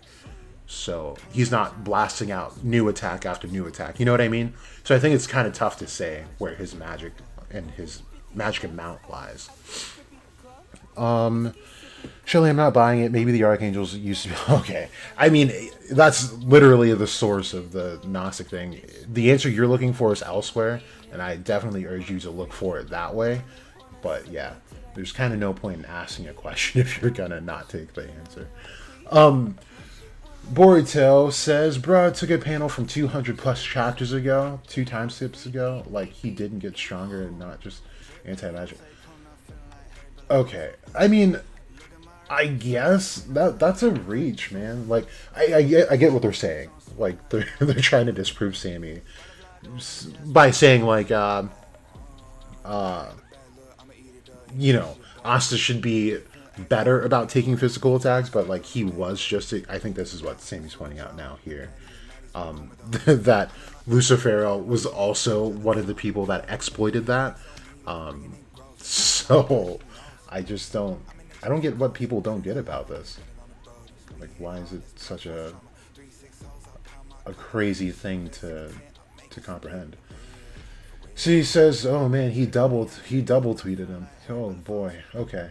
Same thing would have happened to all of them if it wasn't for. This automatically just disqualifies you for like any input that you have on the series. If you call Noct, it's clearly spelled in the series, not just a pronunciation, but it's clearly spelled Noct. And if you're also one of the ones that say Natch, I mean, touch some grass, people. Like, it is. I don't know why people do that. Okay, if it wasn't for Noct and Children's Playground and Star Magic, the only reason Asta was deemed the easiest to kill was because he couldn't travel through shadow. No, he was no. It's these Boruto people, man. Okay, he couldn't even spell Otsutsuki right. What is the? Okay, so even before Star Magic and the Children's Playground, he was deemed the easiest to kill, but also the biggest threat, right? So he's just not getting the timeline correct either. And yet again, that's before the 5th horn. Once he got his power up, that easiest to kill was out the window. So before you make yourself look stupid again, I'm gonna need you to reread BC. Bro. Yo, this guy. Oh, okay. This is probably a burner. Bro. That seems personal. That's way out of the scope of Black Clover. Like, he attacked Sammy. For what? Sammy did nothing. He said 2 words. Oh, he said continue to be wrong, please. Okay. I guess it was kind of warranted then. Edbert Felix. That's a really weird... Edbert. My name is Edbert. I have a feeling that he can't use the 5 horns on purpose if he can probably use it on this. Yeah. I'm with Edbert on that one. I'm pretty sure the 5th horn was a very special thing for that moment that he probably hasn't been able to tap into. So, not only that, she asks if he's taking the fight seriously when he uses partial devil union. Oh, see, they picked up on what I picked up on. Possibly meaning that he cannot hope to defeat her without the perfected 5th horn devil union. I don't know if she was taking it that far, because we have to assume that no one but Ryu even knows that it goes that far. But it was definitely an interesting thing that she pointed out, though. Oh boy, this person's all over Sammy. So whoever this Boruto account is let's see. Let's make a theory off of this. This Boruto Otsutsuki account is more than likely another YouTuber who's jealous of Sammy's success on YouTube and probably also on Twitter. So they're just trying to disprove and invalidate everything Sammy says. Because they're putting a lot of energy into it. Not to mention they're trying to say that her speed is on par with Supreme Devil level, and that's wild. Okay, so look, that's not crazy at all. Supreme Devils and Devil Hosts have shown a lack of speed feats. The only ones that showed a speed feat wasn't even a battle speed feat. It was a traveling speed feat. And that was Lilith fused with Nama, trying to escape Asta. So that's the thing about Supreme Devils. They're so powerful, they don't really have to move. Lilith and Nama were the only devils that really moved like they should have been moving. And that was, of course, out of necessity at a point. But even looking at Dante, especially Dante, Vonica, and Xenon, Xenon towards the beginning, I would say, they were more or less in one spot, and Vonica... I mean, they weren't concerned with getting hurt either, so that's another big thing. Vonica was tanking attacks because she knew she could. She had no issues catching people either, so she was at least on par with everyone else. That seemed to be the standard speed for everyone. And then Dante was literally in one spot the whole time during initially. against Asta. And then when Yami came, of course, they were moving a lot. But he also didn't have to worry about dying. So, like, moving wasn't all that crazy. He did dodge some of the anti-magic attacks that Asta threw at him through the gravitational lens technique that he used. But other than that, like, they have no real need to move. So to point that out isn't crazy. Like, isn't, like, it doesn't mean anything.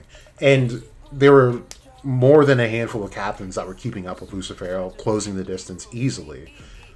So to say that Ishika's on par with a captain isn't crazy at all, because she should be a captain if Ryu is the Shogun / Wizard King. Why is that crazy? So that whoever this anonymous YouTuber is needs to go eat some grass. Okay, Rodney, not even just that. Okay, yeah. Didn't we just read that? Was that a double post? People don't get Asta's literally the second in the verse. She's not stronger, and this didn't prove that she was.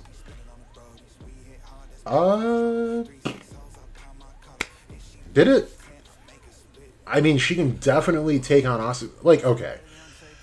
Oh, man. I hate power scaling stuff, man, because, like, I don't think, this is how I look at it. I think fandoms in anime are mostly comprised of very young individuals who have a somewhat okay grasp on the basic things, as far as, like, speed and power goes, right? But it tends to devolve when we get to, like, okay, let's say, okay, let's take Dark Elf Patri, right? Dark Elf Patri would have been bodying and was bodying Yuno and Asta, right? But then he met a match that was Nozel. And that was the explanation in that panel that someone else put in, that Nozel was saying that there are type advantages where the reflection of his magic, the Mercury magic, could use the dark light magic of Dark Elf Patri to ultimately end up bodying himself. So while Nozel was not stronger in any which way than Dark Elf Patri, his attribute made it so that he could win that fight. You know, does that make sense? Because I feel like that's where the conversation tends to stop and then devolve. Is that there are different types of power, and application of power matters a whole lot. And people don't consider that mostly. So, interesting. I'm kind of done with this thread, but yeah. That was interesting. Okay. What are you guys saying in here? Are you saying his achievements are more because of his attribute than his magic power? Who are you talking about? Oh, you're talking about Jack. Okay. I'm saying it's more of his application due to it. So, like, okay, take it like this. Zora is the same way. He doesn't have a ton of magic. He's also a commoner. But his application allows him to expend less mana in real time, and then use the actual magic force of his opponent, right? So it's pretty much the same. Jack also has black hair. Yeah, he does. He does. Shelly, Jack, if heaven still exists within okay, what? If heaven still exists in heaven in the universe, do you think we have angels? Shelly, you're not getting answers from me. Like, I'm trying to answer. I don't think you're going to be satisfied with anything I have to say, to be honest with you. So I'm going to leave it up to you. You make your own conclusion. Okay, this is that guy again. So let's see if we can comprehend this one this time. Oh, he's got two back to back. Good lord. Normally, anti-magic totally erases magic. No. See, this is the thing. It doesn't. There have been times in the series where anti-magic does not erase all the magic. But it seems it can't totally erase each because it's at 10. Okay. So my guess is anti-magic can't totally erase at 10. Yeah, he's going on this life force thing. I'm just not on board with that. So I'm going to skip that next one. Um, okay. And then not chosen. I believe this is a mutual, isn't it? This is not a mutual. Okay. I feel like I have a not chosen as a mutual, though. There's a lot of... Okay, well, we're done.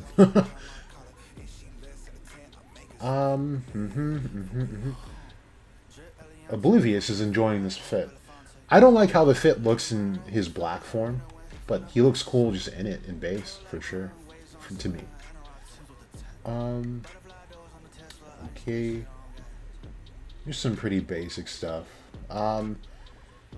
Ghost. I love how Tabata is expanding on Asta's weakness, and there is a way to get around his OP anti-magic. Okay. I mean, this is not a new concept. That's what Sammy's pointing out. It's not new at all. So it's kind of weird that people are just now picking up on this.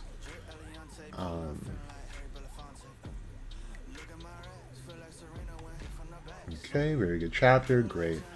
Okay. Do I read this post, you guys? Okay. Whoa! Hold up.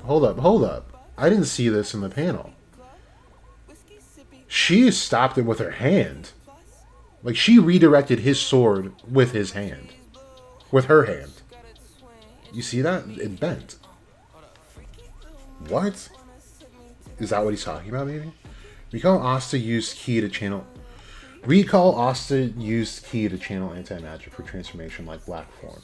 So what if Ichigo is being guided by a flow of ki with an anti-magic to sense which direction Asta's anti-magic attack... Oh, okay, I see what you're saying. To predict his movement. Oh, okay. I guess that'd be kind of valid. But they don't... Because he's trying to equate it to, like, what Julius does. How he reads the flow of mana to predict the movements of his opponent. And... No, I guess I can take it back. Because I guess the only time Ki has been shown to do that, though, is like when he first used it in the cave against Voltos. But it wasn't to predict the movement of Voltos. It was to predict when a space, when a portal would open up and be ready for attack. So I don't think it gets applied that way. This guy has some really iffy, like theories. I don't know. Like, it's based on something valid, and then it just kind of, I don't know. Oh my god. This guy back to back. Okay. Is there maybe like a BC Theories hashtag? Maybe we'll look at that. What? I'm busy at the moment, but I really enjoy it. Okay. Oh my goodness. What? Why am I just seeing this guy? Like, it's crazy. It's supposed to be the top. Like, doesn't that mean like it's the most interactions? Okay, if I had to gauge Ichigo based on only physical strength, then I would say she's as strong as 80% Dante. Okay. Then in terms of physical speed and agility, she'd be as fast as Noct and Devil Union. Philly.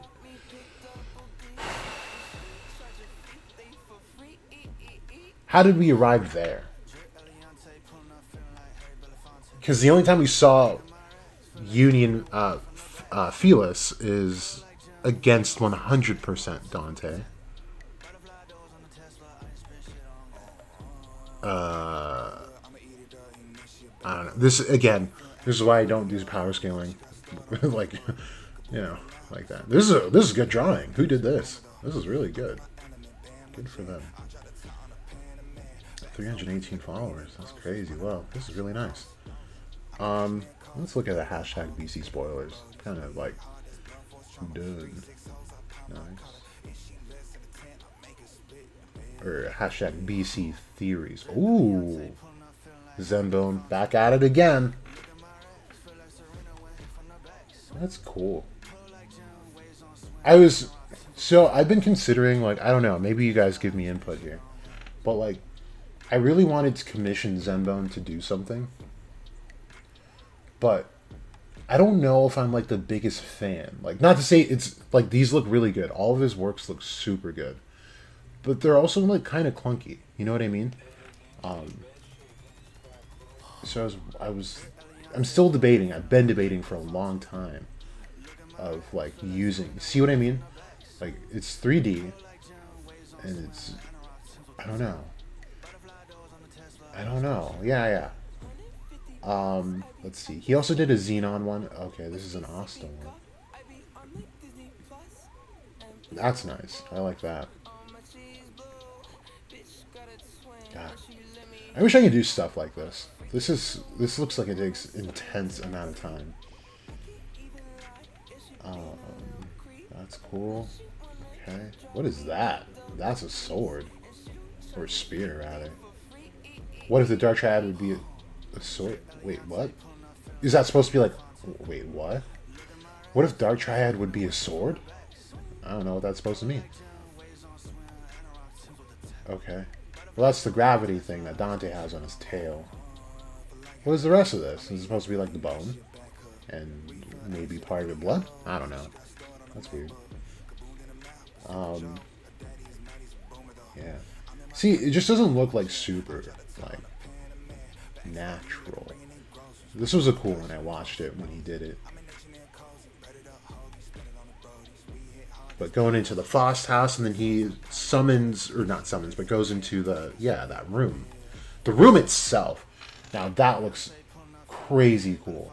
Like, I just love the background here. It looks real. It looks so good.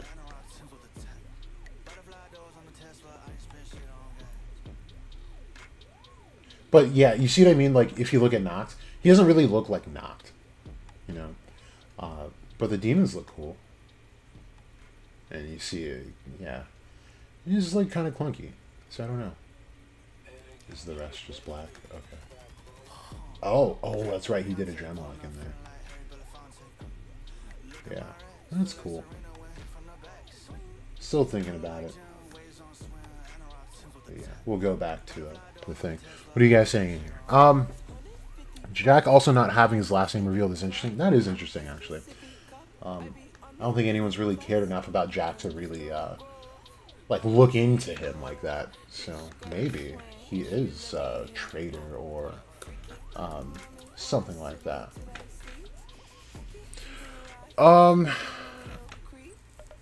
Jack Reaper.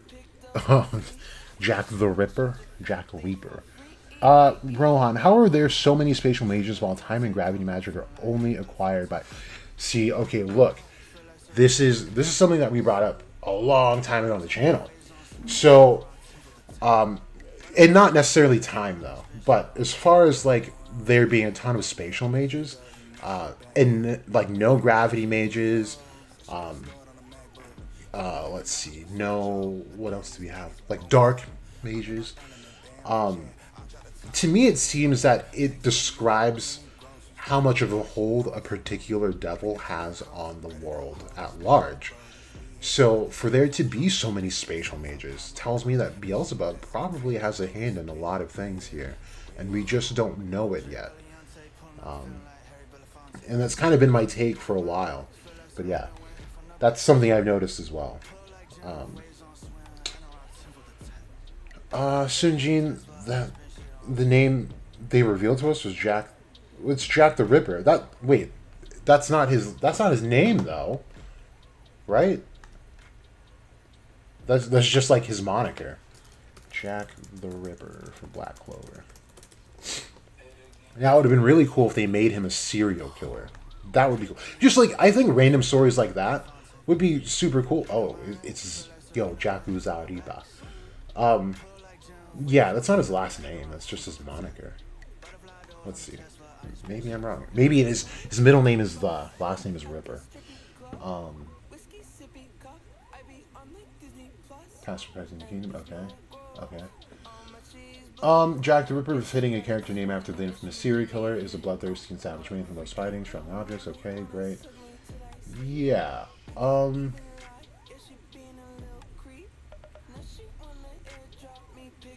I don't... Yeah. Yeah, it just seems like a moniker. It's not his name. Yeah.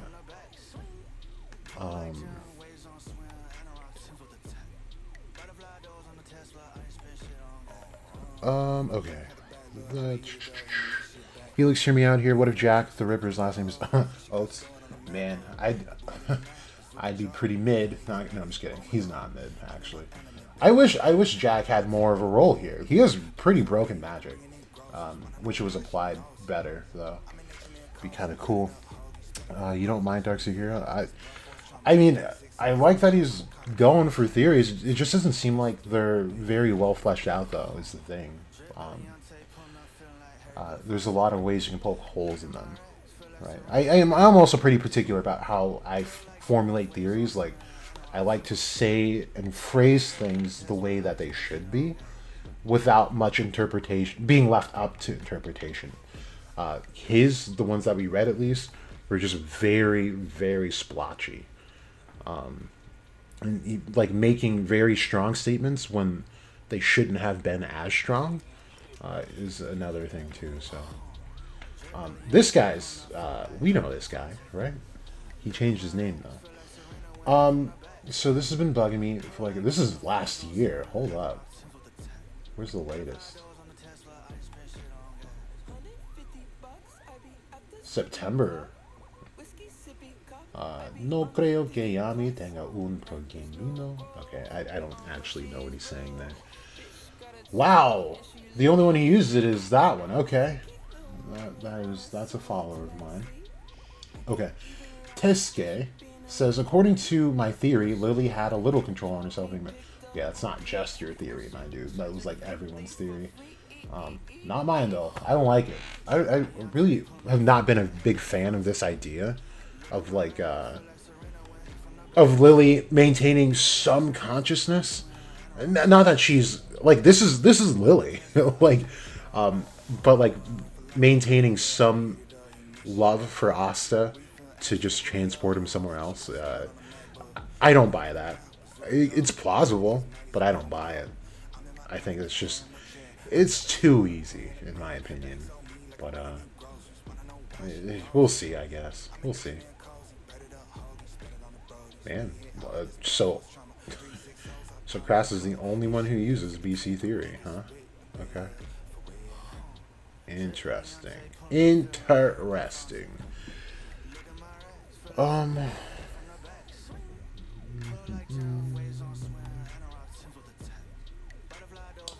Okay. So Shelly, Jack, I want to point out that there's a Japanese god named Izanagi, and he is very similar to the real god. I heard he has a sister named Izanami. It's like Lilith and Ishtar. I don't remember that parallel being drawn, but we can look that up. Because I have been looking into that. Because when they bring up the sky splitting thing, I was trying to think of a sword in Japanese mythology that would split the sky. But I don't think they have one. They just have the grass cutter, which is Kusanagi, which has to do with Izanagi and Izanami. So we'll look up, who is it? Izanami? Isn't Izanami's sister Izanagi? Or am I tripping? Oops. Izanmi is what I said. Okay. So, who are you saying is like Lilith, though? Izanami is like Lilith and Ishtar. Okay. So, she who writes is what Izanami no Mikoto translates to. This is a creator deity of both creation and death. She has her brother husband, gross, but that's how it goes. Izanagi are the last of the 7 generations of primordial deities.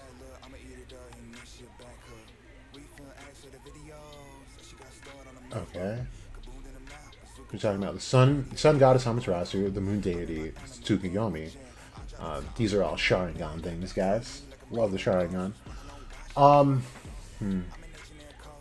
Okay.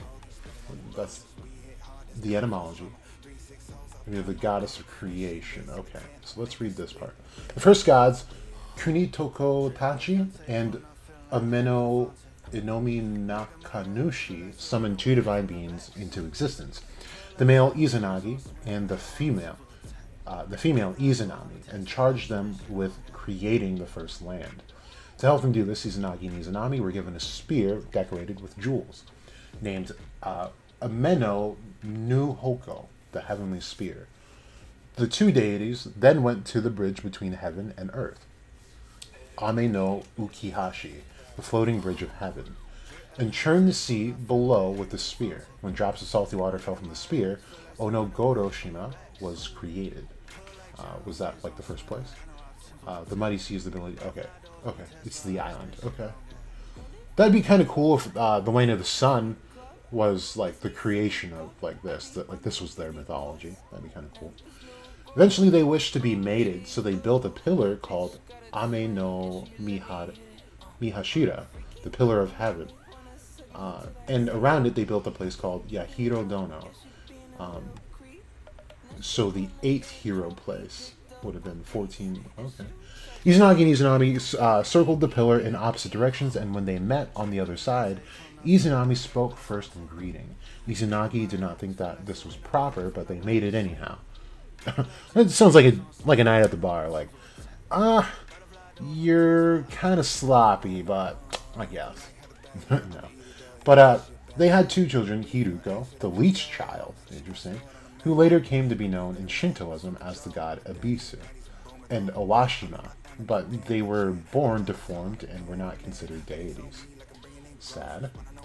Okay, they put children into a boat and set them out to sea, then petitioned the other gods for an answer to what they did wrong. They were told that the male deities should have spoken first in greeting during the marriage ceremony, so Izanagi and Izanami went around the pillar again.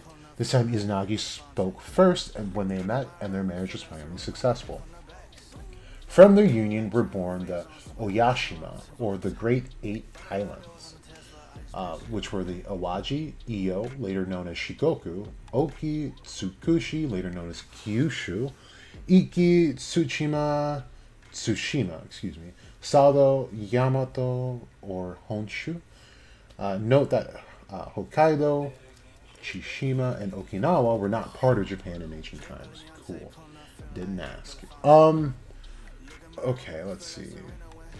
In the Kojiki, the Kojiki talks of the death of Izanami and her tomb, which was located at the boundary between the country Izumo and Hoki. It implies that Izanami transferred her soul to an animal and a human before her death, but does not state whether or not Izanami had incarnations. Okay. I guess we'll read this death in the underworld part, but so far there's like literally nothing that translates to Lilith at all. So let's see. Izanagi no Mikoto lamented the death of Izanami no Mikoto and undertook a journey to Yomi, the shadowy land of the dead. He searched for Izanami no Mikoto and found her. At first, Izanagi no Mikoto could not see her, for the shadows hid her appearance. He asked her to return with him. Izanami informed Izanagi that he was too late. She had already eaten the food of the underworld and was now one with the land of the dead. She could no longer return to the living, but would try to ask permission to leave. The news shocked Izanagi, but he refused to leave her in Yomi. While Izanami was sleeping, he took the comb that bound his long hair and set it alight as a torch. Under the sudden burst of light, he saw the horrid form of the once beautiful and graceful Izanami. She was now a rotting form of flesh, with maggots and foul creatures running over her ravaged body. That does kind of sound like Megicula, though. Crying out loud, Izanagi could no longer control his fear and started to run, intending to return to the living and abandon his death-ridden wife. Izanami woke up, shrieking and indignant, and chased after him. She also sent Yakuza no Ikazuchi no Kami, which is Raijin, and Shikome, a foul woman, to hunt for Izanagi and bring him back to Yomi. Izanagi burst out of the entrance and pushed a boulder in the mouth of Yomotsu Hirasaka, which is the cavern that was the entrance of Yomi, to create a separation between the world of the living and the world of the dead, as well as separating Izanagi from Izanami. Izanami screamed from behind the impenetrable barricade and told Izanagi that if he left her, she would destroy 1,000 residents of the living every day. He furiously replied he would give life to 1,500 residents. Izanagi is said to have performed ritualistic cleansing, Harai, after witnessing the decomposing body of his wife. This is the traditional explanation for the purification rituals often performed at Shinto shrines in Japanese religion, where shrine goers wash themselves with water before entering the sacred space. While he bathed, Izanagi gave birth to the sun goddess Amaterasu from his left eye, the moon god Tsukuyomi from his right eye, and the storm god Susanoo from his nose. Very interesting. I remember when I was reading Naruto as it was coming out, I would always tell my friends like the mythology of I had already known about Amaterasu, Tsukuyomi, and Susanoo, but not Izanagi and Izanami. There was a time when in the background stories of Naruto, they talk about their ancestors having used Susanoo when the first user of the Mangekyo Sharingan was actually Madara and what's his name? Izuna, which didn't line up. So in order to cover that gap in the story, I was suggesting that maybe Susanoo was coming from their nose and not necessarily from their eyes, since they had no way of knowing about the Mangekyo at that time. But pretty sure Kishi kind of just dropped the ball on that one. But yeah, interesting. I don't see how it conflates to Lilith, though. But this is an interesting story, nonetheless. Very cool. I hadn't formally read anything about Izanagi and Izanami, so I needed to read that anyway. So speaking of leaving, I must go as well. I've got a baby shower to do. I've got just a tiny bit of homework and a quiz to do before I do that. So I think I'll leave it here. But be on the lookout on Twitter. I'll be putting out maybe a small thread about the Dangai theory, just so that we can have it written down. And I'm going to try and figure out how to separate these into chapters so that, we don't have to like sit through hours of a stream. So there will be that. But yeah, thank you guys for tuning in. Hope I see you guys in the next stream or the next video, whatever it might be. Feel free to hit me up on here or on Twitter, where I will promptly ignore your... No, I'm just kidding. I will try and look at them and respond. But I do tend to be busy, and I don't get all notifications. So anyway, thank you guys again. You guys are the best. Hope you guys have a great weekend. I'll probably see you tomorrow. But other than that, this has been Jack Goes to Go. You either know or you don't.